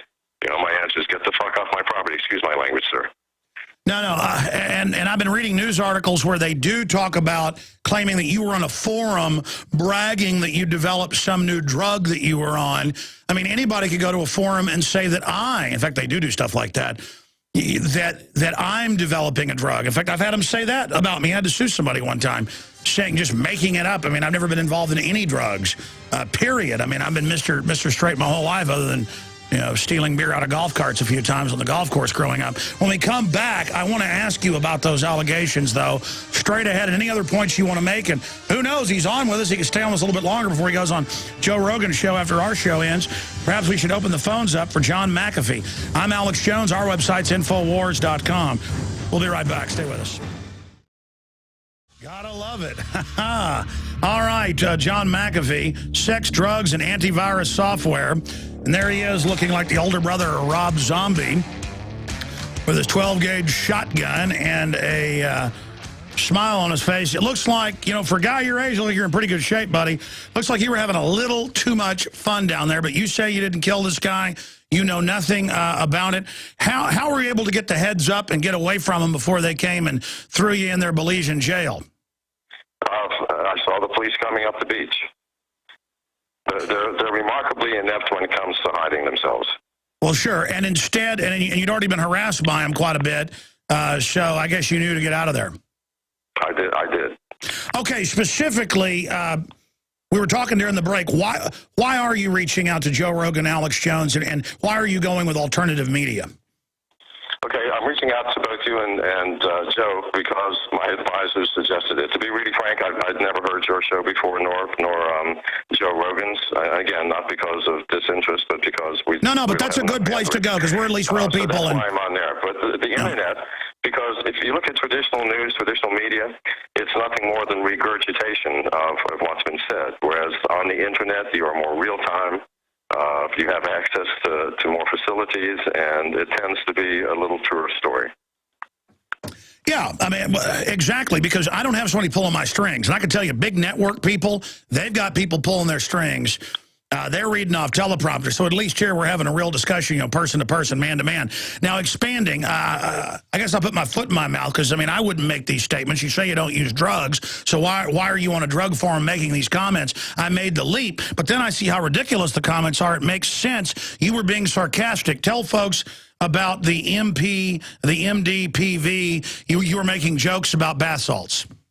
Right. I wasn't actually making jokes. I was trying to sound as serious as possible. To tell the story, about 10 years ago, a drug showed up in Europe called MDPV-10. Now, MDPV stands for methylene dioxypyrovalerone. The drug was the magical sex drug. It's what the world's been looking for as the ultimate marital aid. It was obviously a made-up story, but millions of people believed it. They kept talking about it. They were still talking about it on Blue Light, which is the world's largest drug forum board. On a bet from a friend, I went online and created a thread that went on for more than 1,000 posts. Now, it was so absurdly false. Now, think about it. If I had rediscovered MDPV-10, I wouldn't be going to manufacture it. I would take a sample of the formula, walk into the Bayer offices,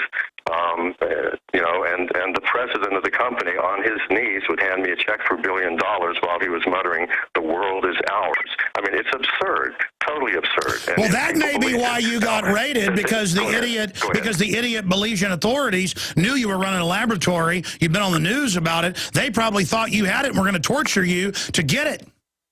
Well, thank God they didn't torture me. I got out of jail in time and took refuge on the island. But it was so obviously a prank, so obviously, because that board does have legitimate chemists on it. All couple of hundred of them who were reading it, they all said, "This is a hoax. People don't believe this crap." And so they left.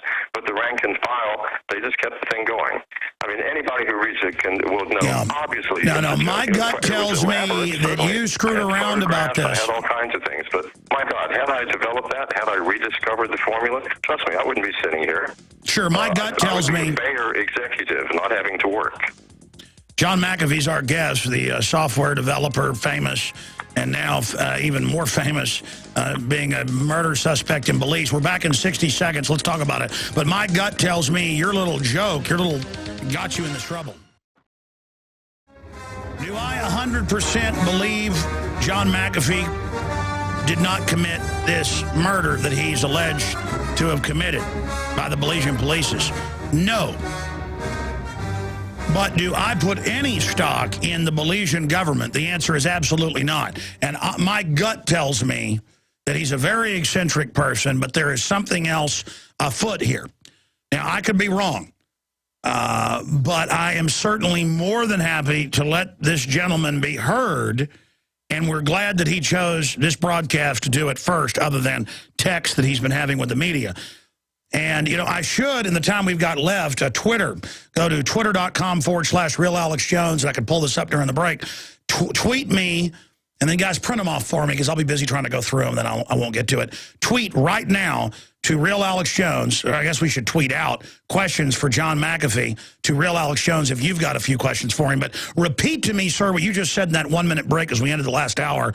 I said, who do you think killed Gregory Fall, the guy that was down the beach from you? And you had a very interesting answer. Please repeat that. Okay.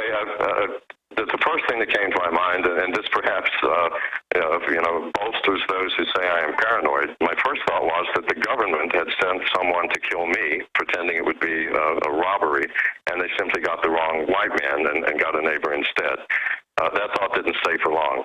But quite frankly, sir, I have no idea who killed Mr. Fall. I mean, why would you kill Mr. Fall when you've got all these beautiful boats and businesses and all this money? I mean, you sold, what, your antivirus company for $100 million?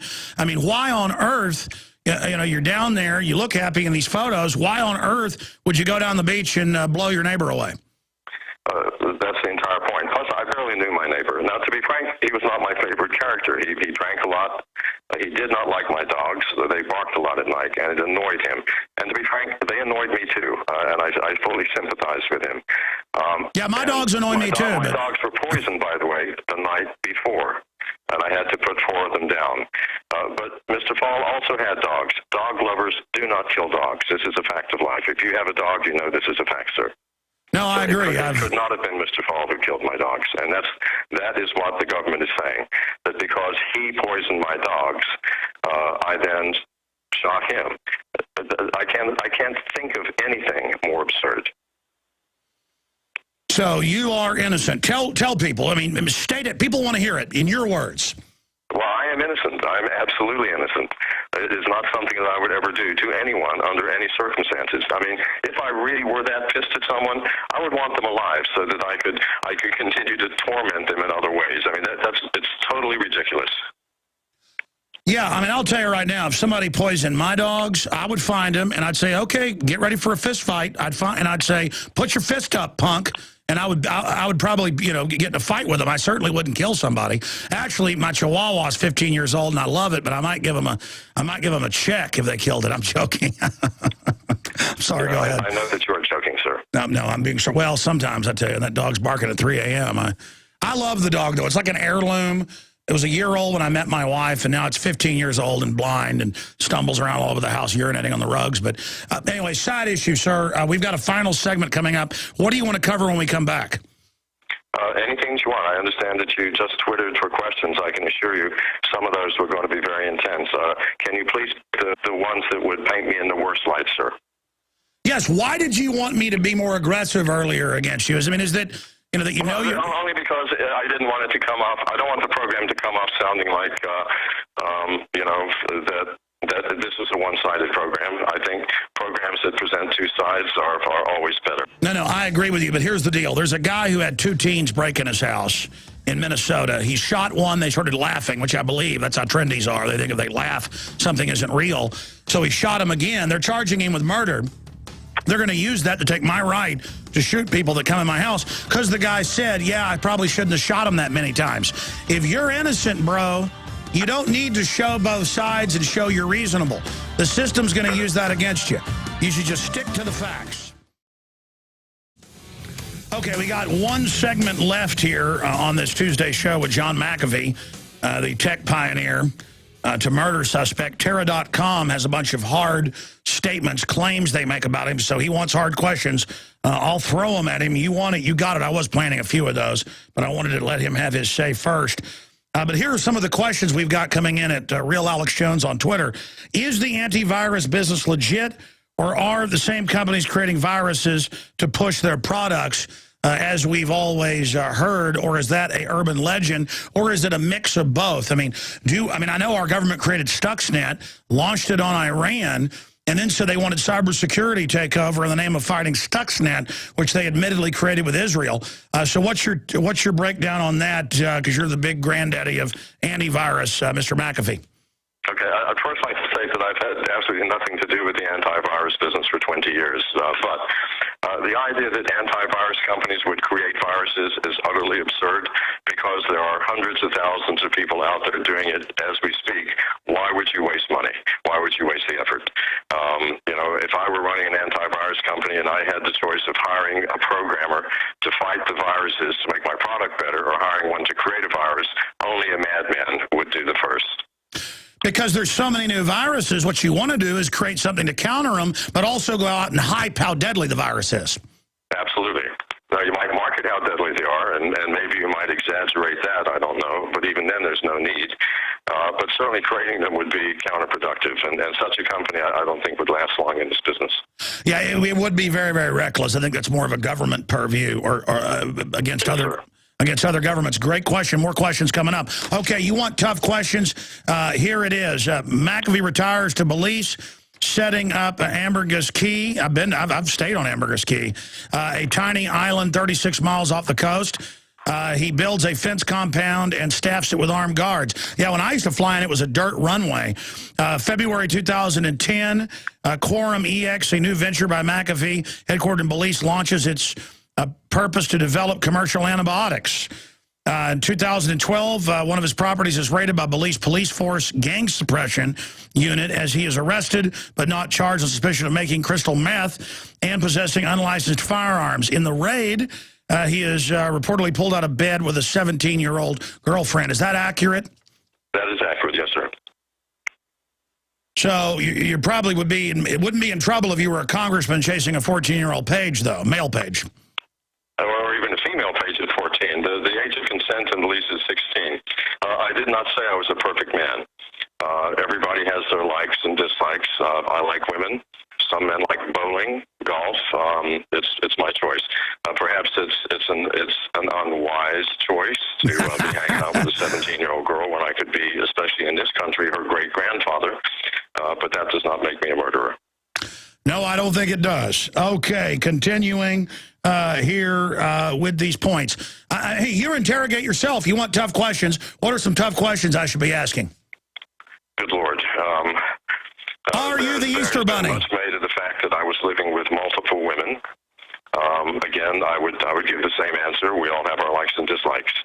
I'm not sure. Did you get no Twitter responses, sir? No, I've got a ton of them coming in, but we just tweeted it during the break, and sorry. And my problem is I can't really walk and chew gum, so I could go to my tweet. They're actually bringing me a whole stack of questions here right now. Here, I'll ask you the questions. Ask him if he is concerned his guns will never be given back, and if he will be an excuse for the government needs to outlaw them. Well, I mean, they've already pretty much restricted them in Belize, right? So there's a question about guns. Yeah, the question comes, all of my guns were licensed. Why did I have so many? When I moved to the mainland, to the interior on the river, I was the only white man living in an entire district of 30,000 people. And I was apparently wealthy. I had cars, I had big houses. It's an extremely poor district. It was unwise for me to display my wealth, perhaps. But we had many, many robbery attempts, and it just occurred to me that there's no way to protect myself and my property without security. Hence the guns. As to will they be given back, for 7 months I've been attempting to get them back. Through lawyers, the embassy tried once, the government refuses, saying, we have not concluded our investigation. Well, I mean, you can never have enough guns. So, I mean, they're a great investment, and it's like a dragon's hoard. They say the more gold a dragon has, the more psychic they are, the more guns you have, just the better you sleep at night. I mean, it's fun to, like, sleep on giant crates full of 50 calibers. Don't you agree? Well, I'm not sure about that, sir, but I think under some circumstances, guns are, in fact, necessary. Yeah, well, I like to personally... It's just, you sleep better on just a huge mountain of crates of firearms and ammunition. I'm not sure. I've never tried it, but perhaps you're right. No, I'm serious. There's something magic about it. Okay, I'm being a little sarcastic. Not really. All right. It's actually kind of ridiculous. I don't need to get near gun shops is the point. I'm not really a big shopper unless I enter a gun shop. And, well, you ever seen Rodney Dangerfield in... what's the movie Caddyshack? When he goes, I'll take one of those, 2 of those, and 3 of those. Oh, look at this hat. Looks good on you. Okay, what is his take on Steve Jobs' death? You want questions? Here they are. I'm not sure what the relevance is, but I thought that Steve Jobs was certainly one of the premier entrepreneurs of America. He was one of the few that had heart and sense. His passing was tragic. Okay, here's another one. For those who are interested, I would recommend strongly his commencement address to Stanford, probably one of the finest commencement addresses I have ever heard, and very moving. I actually cried at the end. Wow. Interesting. Here's a serious question. Why don't you give yourself to the authorities for due process? Because the due process of throwing me in a cell, hanging me with my own belt, and then telling the world that Mr. McAfee, in shame, hung himself, is not exactly what I would like to do this day. Yeah, I had the Rockwall cops tell me they were going to kill me in a jail cell. I didn't stop talking about their drug dealing, so I believe you. How do you feel about the outcome of the election here in the U.S.? Well, I had predicted it well in advance. You know, since I don't live there anymore, it doesn't affect me very much, but I have no problems with Mr. Obama. To be frank, sir, I try to divorce myself from political affiliations. I think that in the end, no matter which party wins, nothing changes. I got a bunch of other, I'm just reading all these questions, trying to think of which one to read, because a bunch of them are profane. It says, if you went camping when you woke up and your bleep was greasy, would you tell anyone? See, that's the problem. And there's a whole bunch more of these coming in. They're printing them off to bring them into me. Well, you know, when this interview ends... Sounds like the comments I get on my blog that I have to unfortunately filter through. Exactly, but let's expand on this. After you leave us in 5 minutes, you'll undoubtedly wish you would have said something. Let's say that now. What do you most importantly want to transmit to the Belizean authorities in their little greasy, tight-fitting police uniforms? I mean, I've seen the Belizean police. They look like something directly out of central casting of third world seedy people, but I'm not trying to be mean, but it is a fact. What would you like to say to them? I'm sure, but you know what? Maybe just because they're bad, I'm thinking you're good. I mean, how do we know? No, and I wouldn't do that. I wouldn't even say they're bad, sir. I think by and large, the Belizean police are decent people. They get paid the equivalent of less than $1 an hour. And they're expected to do work that puts their life in danger. It isn't the police itself. It's the bureaucracy that supports them and controls them. It's the higher-ups that use the police for their own interests, to usher their drug deals and protect their own interests rather than protect the public. So you don't think there's any narcotics? I think that I am bashing the Belizean police as a people. I'm bashing the higher-ups in the government for their outrageous selfishness and greed. Are you related to Rob Zombie? Am I what? Rob Zombie, the rock and roll star. You look a lot like him, or he looks like you. You're not really his... I don't think I'm related, but then, you know, much in my family background I don't know about, so who knows? You're not really his father, are you? God, I hope not. Just joking. I'm going to stop right now. Well, listen, it's really interesting talking to you. What do you do? You know about the New World Order, the global government, the NSA spying on people, the cancer viruses and the vaccines? Ever heard about that? Of course. Well, there is a New World Order. We all know that, but I think that I would point my finger first at the global press, not yourself, sir. I'm talking about the classical press that is interested in making money and making it as quickly as possible and making it through sensationalism and perversion of the facts. I think that we first get our ideas from what we see on television and what we read in the press. Do you think that we could have convinced the world that there were weapons of mass destruction in Iraq if we had not first had the press convince us? No, that's right. They prepare the mind for it. Here's another question. Have you ever tried bath salts or any Schedule I drugs? Absolutely not. Well, they didn't have those when I was doing drugs some 30-odd years ago. I'm sure I would have at the time, but no, I did not have the opportunity. Well, you don't look like you're doing drugs. You look like you're doing the Caribbean sun and, living at the beach. From the photos I've seen, the recent photos from Wired Magazine, you name it, you look like you found the fountain of youth, buddy. Well, thank you very much, sir. I appreciate that. At my age, you have no idea how good that sounds. How old are you exactly? 67. 67 years old. And if you're doing methamphetamine, I'm a monkey's uncle. I appreciate that, sir. I would be a monkey's uncle, too. All right, we only got a minute left. You've got our number. You've got our contact. You got my producer's number. If you're in the middle of something and they're coming after you, we can call you and we can record it right here so we can get it on the air at the latest, even late at night, as soon as possible. So you've got our contact info. And you can also call my producer's phone. It's got a recording app on it so that we can catch anything. And I'll talk to you during the break, okay? Anything else you'd like to add? That's it. And believe me, sir, when I do see the police closing in, I will pick up my phone and I will call this number and I will start talking and will not stop until they forcibly wrest the phone from my fist. Well, Well, we've also got some backup numbers that will actually automatically record. Let's get him that number. Get the IT guys. I forget the number. John, we'll give you that. And again, I hope you're innocent. I hope you're telling the truth. Certainly got to side with an American against the Belizean police when their story doesn't add up. And there is a history of them persecuting you and having to release you. So I don't know. I think you're telling the truth, but I may be wrong. I'm not often wrong about things like this. John McAfee, they say he's the devil. I say he deserves to be heard. You just heard him. Well, the federal government, I'm going to cover this coming up in the next segment, says 22s are terrorists. Got to turn those in. Everything's a terrorist action. Founding fathers are terrorists. Freedom's terrorism. Everything's terrorism. We should just believe the government no matter what they say. Well, not me. By the way, you hear that song, Call Me? We're going to open the phones up on any issue you wish to discuss here today. I'm a little bit better mood today. Had a family medical emergency over the weekend that's got me in a very, very bad mood still, to a certain extent.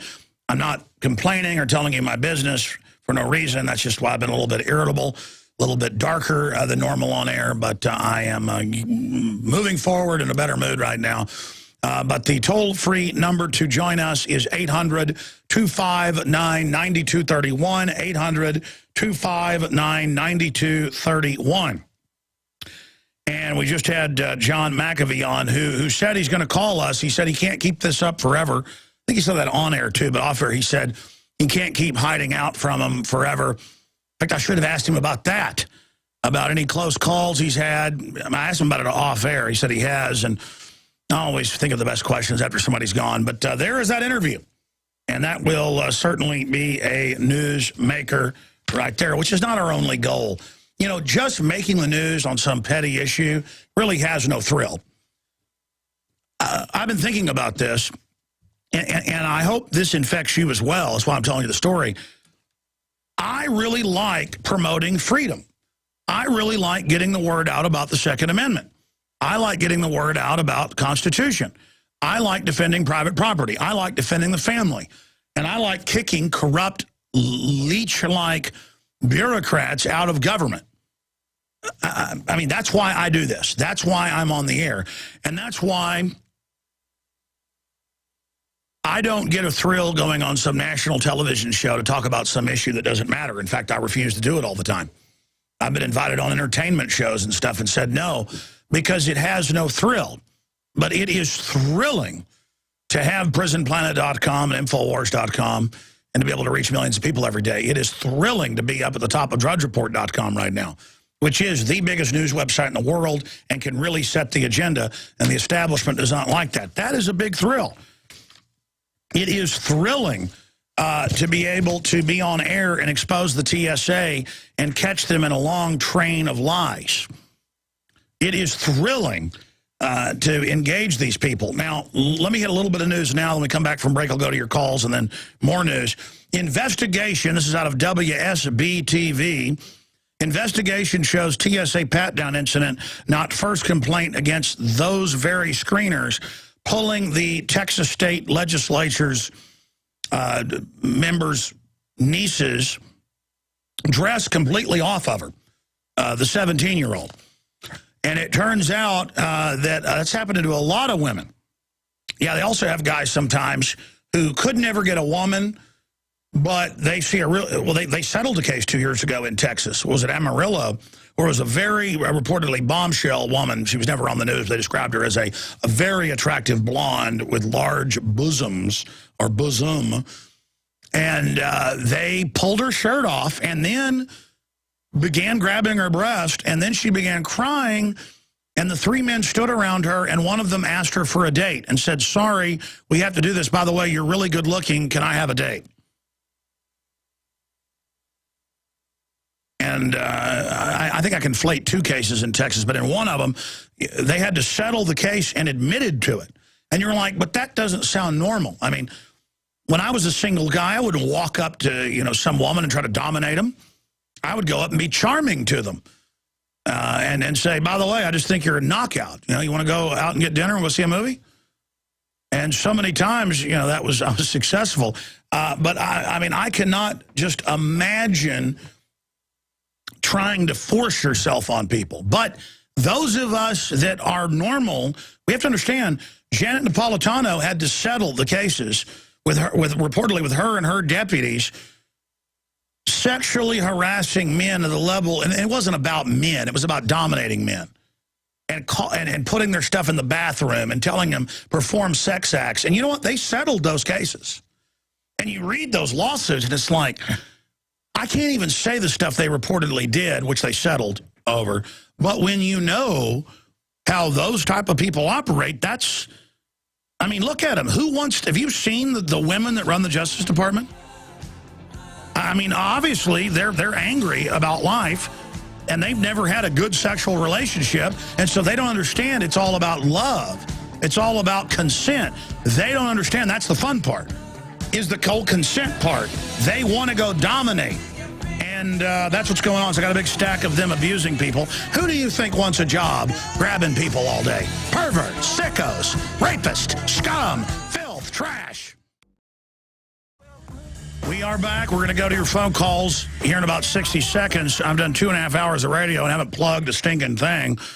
And not only does it finance what we do here, the plugs, it also gets the word out.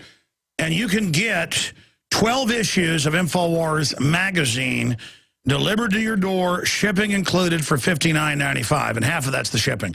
That is at cost. So this is an outreach we're doing for yourself to read it and then give it to friends and family or folks at work, or to give a gift subscription to your local library, your police department, your state house, your county commissioners, members of the U.S. Senate, whatever. 12 big color magazines, now up over 60 pages, full of incredible graphics, crossword puzzles, political illustrations. I'm really proud of the publication covering cutting-edge issues each month. And we've got Ron Paul's full going away speech coming up in the December issue that we're going to put on sale in about 3 days. And whenever there's back issues, when supplies last, we put a couple of back issues in your first subscription. Sometimes you get more than 12. But the point is that's all available at InfoWarsStore.com, or you can call 888-253-3139. And you can give a subscription to your friends and family, and you're done. You can give PrisonPlanet.tv subscriptions as well. You get InfoWars Nightly News. You get all my films, my book, Paul Watson's book, dozens of other films, the daily 3-hour radio show, the nightly news, 7 o'clock every night, the archives of it. And PrisonPlanet.tv has been around 9.5 years. Well, now more than 9.5 years. It'll be 10 years in April. But the point is, it's got 17 years of material on there. It's got a lot of my original stuff on there. And before, it had a few glitches and things over the years. Now, it's first rate. I mean, it is incredible bandwidth, incredible. It takes a minute to sign up. And we need to get banners up explaining this. You get a membership for $5.95 a month. You can get a yearly and get it even less. But sign up for a month, you get 10 memberships. That's 59 cents a month. Because we calculated it, that's right at, if people actually use it, we'll lose money. But I'm figuring some people will use it if you give out, 10 username passcodes. You create a username and passcode. We're going to put a thing up there explaining this to people that obviously isn't your other username and passcodes for other stuff. Just create simple name and simple passcode, and then send it as an e-gift. We're even going to create little e-cards on there that you can also sample, click off the site, and say, here is your username passcode. This is a site with films and video of the daily radio show and the nightly show, and you just put the username passcode in, and bam, it's all there. Films, books. I mean, it's really massive now. PrisonPlanet.tv. And the site is a huge success, and it's financing so much of what we do. But I'm thinking, you know what? Why not just make it 10 memberships? Now that we can handle the bandwidth, now that we found cheaper sources of quality bandwidth, we got the stuff up there uploaded in HD now. I mean, it's all there, PrisonPlanet.tv. And it's our answer to the YouTube censorship and all the rest of it. So PrisonPlanet.tv or InfoWarsNews.com, that will also take you there. If you think it scares your family to say, here's your PrisonPlanet.tv membership, we're kind of segueing towards calling it InfoWars News. And so that's InfoWarsNews.com. And you can send it to them and get folks to tune in and say, hey, 7 o'clock tonight, watch this nightly news show. And it's world-class guests. And we just had the British Ron Paul on, and we had Lord Monckton on before that, Nigel Farage. We had John McAfee, whose first interview I know of, other than text interviews, boom, our show. Because his advisors told him, come on here. So, hey, he's on the show. And I checked his voice, checked the numbers, checked with some people. That's him. That's definitely the guy. And it's just exciting. Joe Rogan will be on Thursday. And you're just going to hear teleprompter free. Because even mainline radio, a lot of that is, you know, guys are following talking points. They repeat the same stuff over and over again. That is not going to beat the globalist. I mean, I'll just tell you right now, I would love other people to understand what I understand. It isn't that hard to understand. If you know history, you get all this info. I'm going to go to your calls. Just lastly, doing 3 hours of plugging here just towards the end of this broadcast or the end of this hour. We did it for a couple of weeks, and they got very close to selling out because we're the biggest distributor of ProPure. They got a huge, giant, completed shipment from their factories. And it's done. And they've got a large, oh, yeah, Ventura's on tomorrow. They're reminding me. He pops in every Wednesday with us. I forgot to call him last Wednesday for the update on the nightly news for the Wednesday premiere of the show. Side issue. The point is they were holding a sign up reminding me of that. Thanks, guys. What was I saying? I was talking about what? ProPure. Yes, thank you. And the issue here is ProPure is the best gravity-fed filter out there, bar none. And it blows away the competition. We have side-by-side comparisons at InfoWarsStore.com or InfoWarsShop.com. We'll get you there. And normally we sell it for the lowest price. We're the biggest distributor in the world. Well, we're giving 15% off again because they've got a massive group of these from their factory. They estimate at the numbers that they're selling right now that they can hold through the middle of December. Well, I'm just saying until December 10th, if you order, then you'll be guaranteed to get it before Christmas. It's a great gift to give as well. Their travel one's only $185, and you get the 15% discount on that. I mean, that blows away the competition, and it's a much better filter. You can see the side-by-side comparisons. So, ProPure water filters discounted like nowhere else, 15% off with promo code at checkout, WATER15, 15.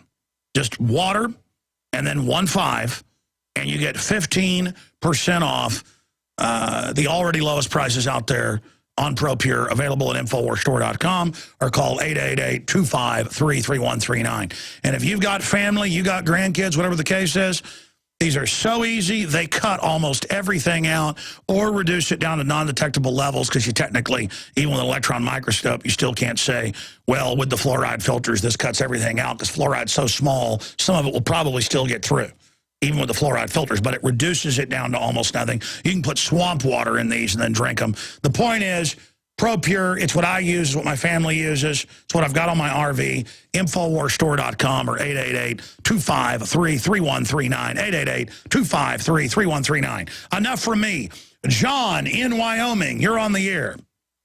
Yeah, Alex, I've got two quick things to bring out. I just got, a couple of weeks ago, my latest copy of the 2012 annual report for the CFR. And not only is General David Petraeus and General John R. Allen a member of the CFR, so is Paula D. Broadwell. No, wait a minute. Petraeus is a CFR fellow. He went to a college course they give and to kneel to Sauron. Go ahead. Yeah, well, they have all three of them listed as members of the CFR. And another thing I've got, you like to have some interesting bumper music when you're going into and out of a broadcast. I've got two suggestions. One is from that wonderful 1979 Al Pacino movie, Injustice for All. At the very end, when they're rolling the closing credits, there's a song called There's Something Funny Going On. And listen to that song in its entirety. It is dynamite. No, I agree, but I interrupted you. Go back to this lady you're talking about in the Council on Foreign Relations. Yeah, Paula D. Broadwell. She is one of the members. She was the one involved in that three-way operation, you might say, with Petraeus and with General Allen. And how obvious is it with those women? I mean, I'm sorry, go ahead.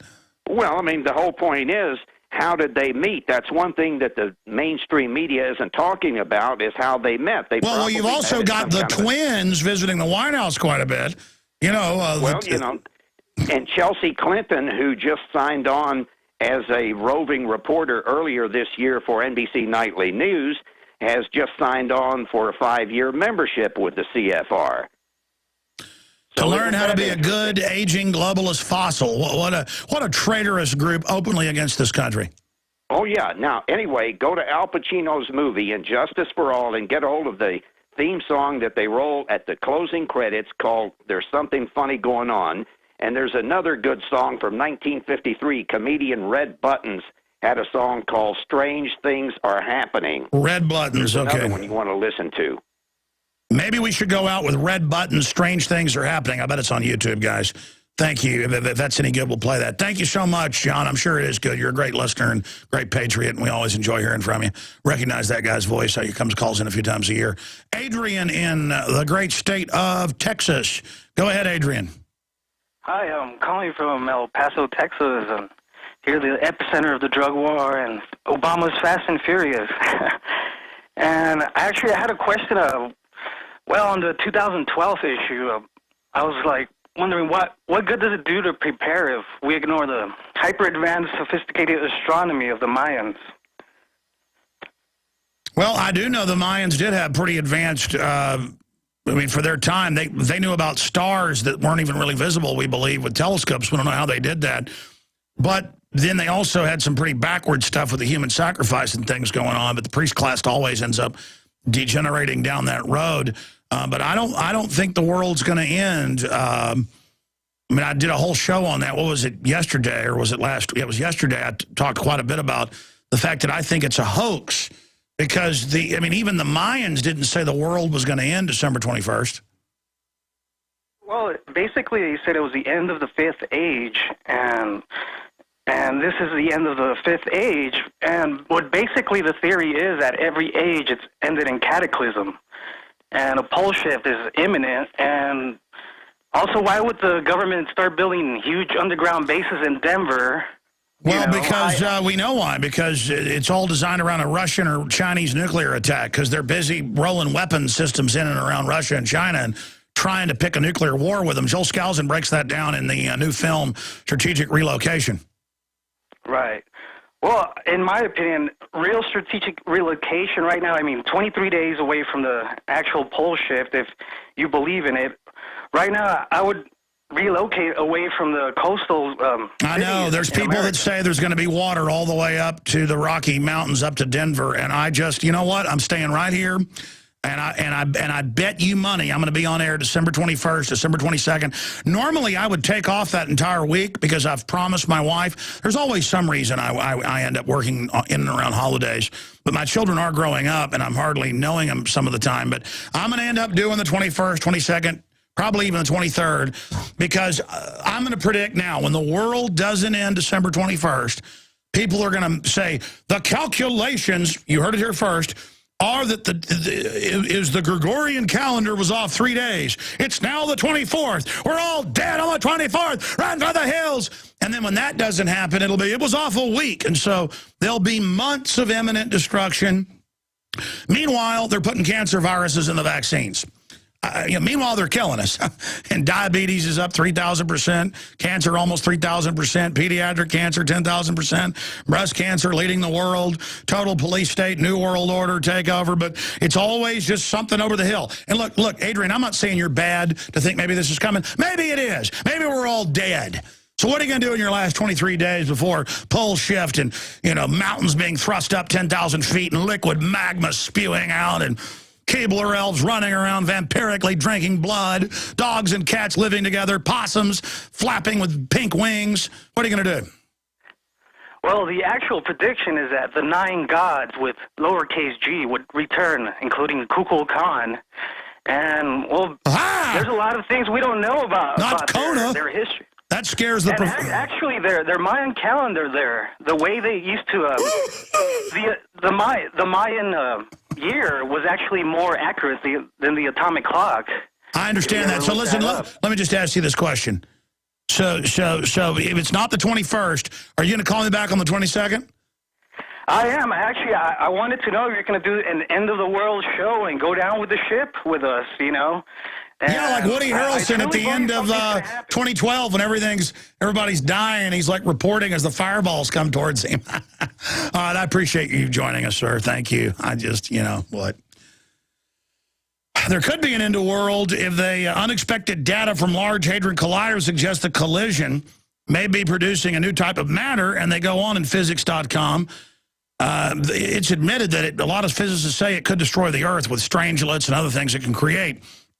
If you don't know what a strangelet is, have you seen the newest Star Trek? I'm not really a Star Trek fan because it's so ridiculous. I mean, I like the old Star Trek because it's so funny. I actually kind of like Captain Kirk. Let's be honest. I kind of worship Captain Kirk a little bit sometimes, and it's not right because it's so cheesy. But the kind of newer stuff takes itself too seriously, so it's just cheesiness that takes itself serious, not funny. Cheesiness that doesn't take itself serious, very funny. Especially when Captain Kirk, a.k.a. William Shatner, covers it. But the new one is very accurate, where they have that antimatter strangelet, and they put it in the center of Vulcan, and it sucks in. That's actually what it would look like. If they create one of these particles, it will fall to the center of the Earth, and depending on the type of particle size or what it does, it may take a minute, it may take a week. It'll start doubling in size and pulling matter into it. A black hole will form. And then by the time we notice an earthquake, we'll be gone like that. And then the globalists will, won't get to act trendy anymore and go to events and give each other awards and act powerful. So that wouldn't be very much fun, would it? Who's up next here? Tim in Washington, you're on the air. Go ahead. How's it going, Alex? Pretty good, sir. I've been wargaming in my mind to figure out what would happen if stuff really did hit the fan. And I was kind of curious, is there a sheriff or is there a precedent in America where local citizens, everyday citizens without training could be deputized to fight back, say, a UN invasion? Yeah, it's called civil defense, which is based under the militia, and we had to delay it because you used some profanity there. We didn't edit that guy, but we had to cut out a few seconds because what he said. And yeah, there's basically your answer. I mean, just educate the people on the subject of liberty, and tyranny will vanish like phantoms at dawn. Thomas Jefferson. Bill in Wisconsin, you're on the air. Go ahead. Hey, Alex. Hey, buddy. Intriguing interview with John McAfee. Yeah, what'd you think of that? A U.S. citizen. Yeah, if he's still a U.S. citizen, has he, for this latest alleged murder, why hasn't he gone to the U.S. consulate or asked the U.S. government for intervention? I don't know if he can get there. He's pretty much hiding out in the woods, running around from house to house. But I don't know the details of it, but that's what he's basically described on his blog. But I should have asked him that question. That's a good question. Yes, absolutely. And that's all I had. I mean, he probably doesn't trust the U.S. consulate. You know what I mean? Well, yeah. The government down there is corrupt, but we have a corrupt one up here, Let me ask you this question. What do you think about him? I mean, he's obviously eccentric, but, I mean, do you think he did it? No, he's totally telling the truth. I believe that. And later on, I'm going to run that audio of that interview on our layered voice analysis technology, and I'm going to prove that he's telling the truth. Very interesting. All right. Look at this headline by Kurt Nimmo up at Infowars.com and PrisonPlanet.com. FERC chairman dubs 22 rifles terrorist weapons. That's right. The chairman of the U.S. Federal Energy Regulatory Commission has provided aspiring terrorists with an idea. Use a .22 rifle to take out power transformers. And that's John Wellinghoff at the Bloomberg government breakfast in Washington. I don't think we have the level of physical security we need. And he goes, all al-Qaeda miscreant, you mean people that work for the globalist, could get 200 yards away with a .22 rifle, could take down the power grid. Oh, so hype that up. Well, we got to take guns because they could bring down the power grid with them. Mr. Wellington did not provide any explanation of why over the last decade the terrorist group has not targeted the power grid of the United States. Maybe because it's totally manufactured and too busy taking down governments for the globalist. But he has now created the anti-gun scare with the Bloomberg breakfast, calling for needed solutions to be introduced, which goes on the link calling for restrictions to the Second Amendment. That's kind of a pure news article Kurt wrote. He might want to Kurt's in there. He's right through the hall, right through that door. We might want to add something that the solutions are going after those evil guns, because that's what they say there. Yeah. So the terrorists, they're everywhere. We've got to do something right now. Now, I mentioned this earlier. I don't think that passing through the galactic plane, whether that's true or not, or any of this stuff, or the winged serpent that they had to sacrifice little kids to, or the sun wouldn't come back. I just really don't put much stock in what the Mayans say. And I've been attacked a lot for not thinking the world's going to end December 21st. But I will be here live on that Friday, and I will be live that Sunday, because still we'll be hearing, of course, that it's still the end of the world, and I just haven't recognized it yet. So we will be covering that ad nauseum. But if you go to Infowars.com, we can punch up my screen. I'll show people this. Experts to study whether robots will exterminate humanity. And in the big university study that is taking place at Cambridge, they're mainly looking at extinction events from rise of the machines, because machines, their AI are being designed, or they're building towards it from a military perspective. And so the concern here is that they'll be a military in nature and decide to just get rid of humanity. You know what? I don't see that as the greatest threat. I see globalist technocrats in control of automated ground, sea, and air drone robots will be able to attack humanity and run false flags and say people hacked the machines, or run attacks themselves, and it won't be a military refusing gun confiscation because the robots won't say no. And again, if you go to this article that's up at Infowars.com, I would say the big threat is Hadron superconducting supercollider, because they admit that it is a possibility it could cause things a lot bigger than large hydrogen explosions. And the government's admission of developing antimatter weapons, which remain classified, but they admit they've developed, and also bioweapons and things like that. I think that's some of the biggest threats we face. See you on the Nightly News tonight, 7 o'clock Central.